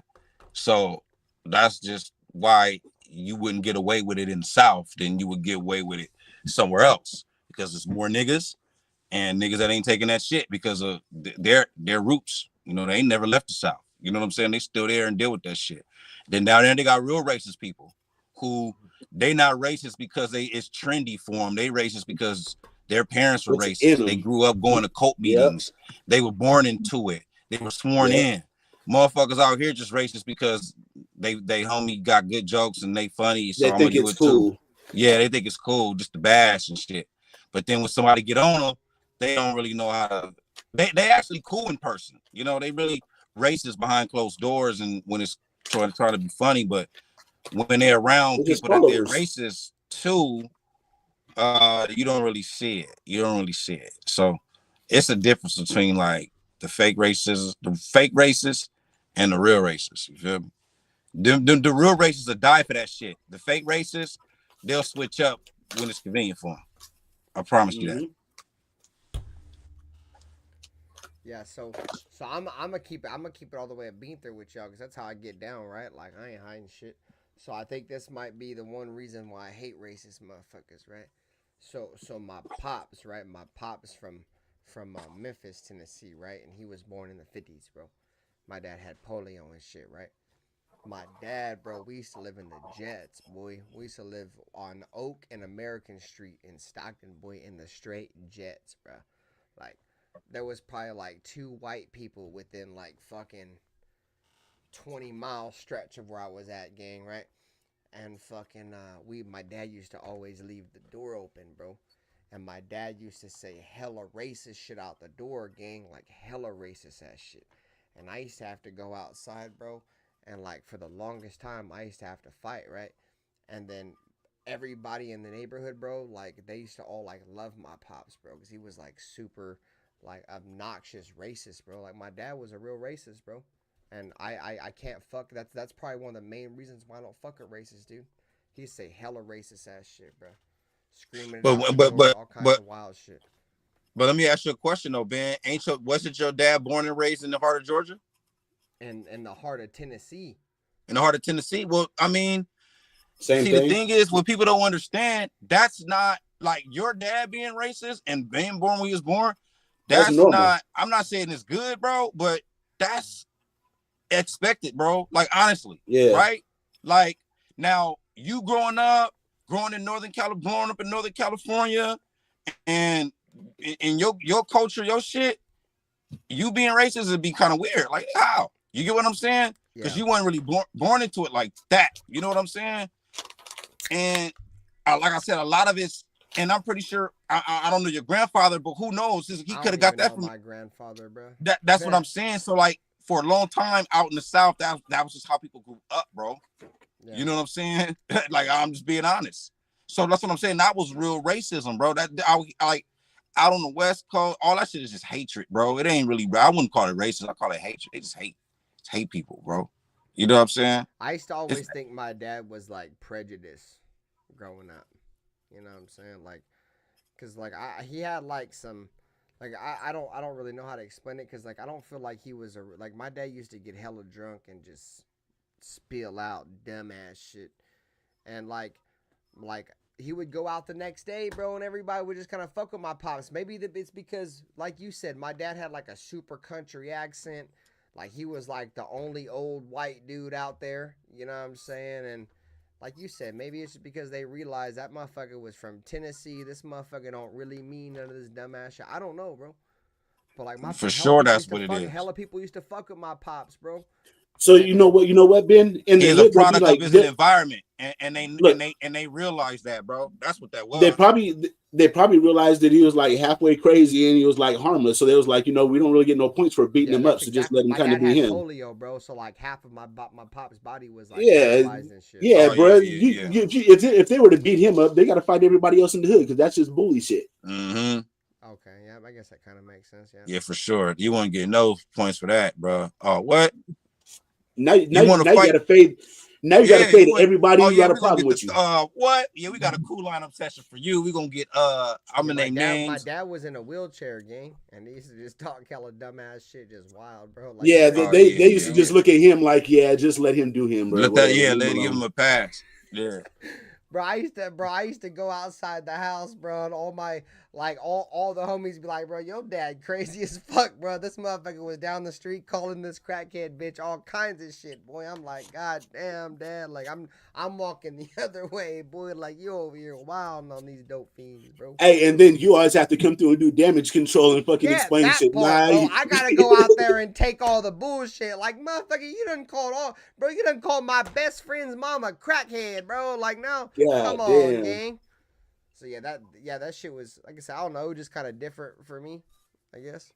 But yeah, I ain't original. I wasn't born in Cali, bro. I'm from Georgia. Like my mom's side of the family's from Mississippi. My dad's side of the what part of Mississippi? From Amory. And where the fuck is Amory? In the sticks, boy. In the sticks. I've been to Amory, Mississippi when I was a kid. But yeah, so my mom's side of the family was from Mississippi. My dad's side of the family. It sounds like a lot of lynchings going out there. Shit. Jesus Christ. My dad's family was from Tennessee, bro. Like, I was supposed to be born in South Carolina, bro. My parents went on a drug binge, dude. My parents told me, dude, like, before they passed away, like, they went on a drug binge and they started selling hella dope and shit, bro. And they was hitting state lines, boy, when my mom was pregnant. And she was supposed to have me in Carolina, boy, and my mom's water burst in Georgia. And they had me in Atlanta.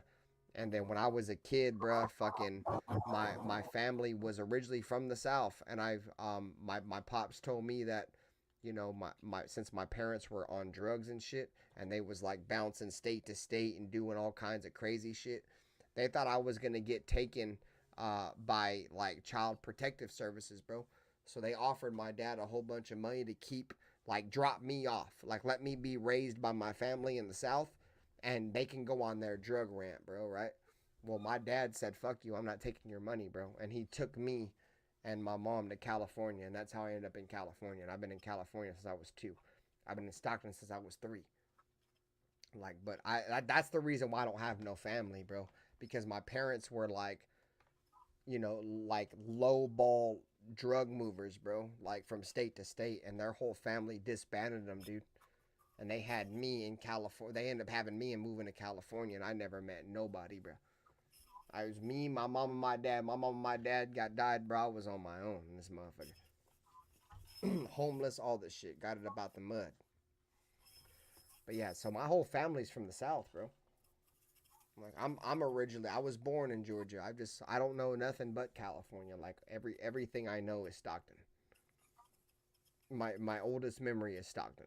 So, California.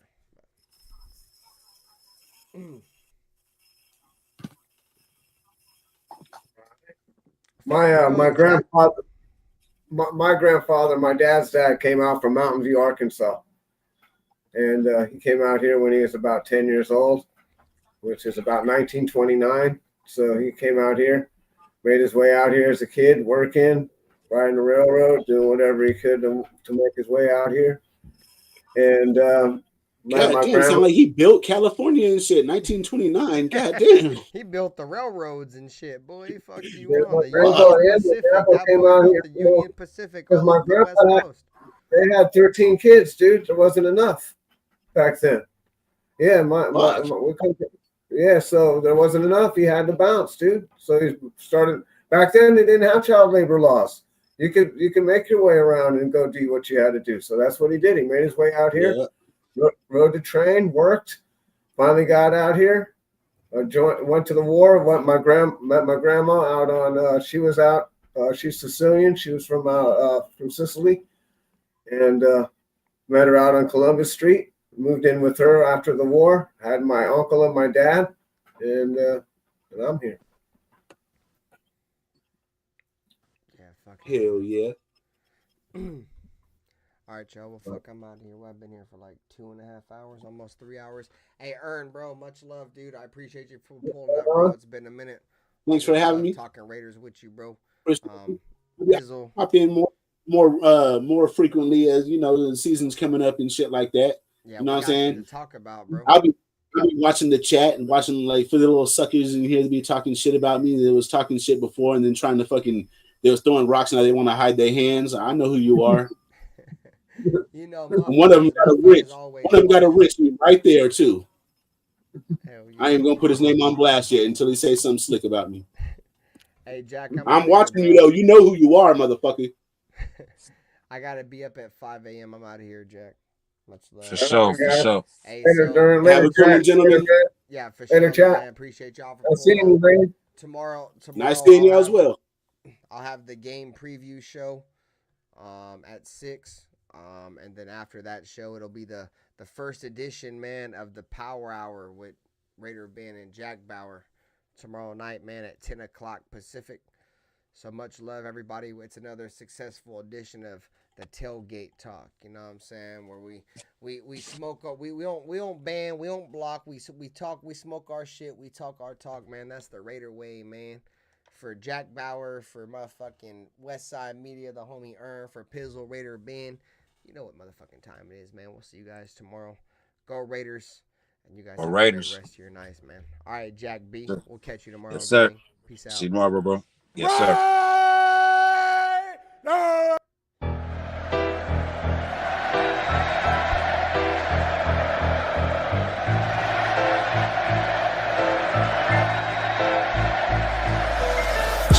It's picked off. Oh no! Unbelievable! Oh wow! Incredible! Chandler Jones and wins the game for the Raiders.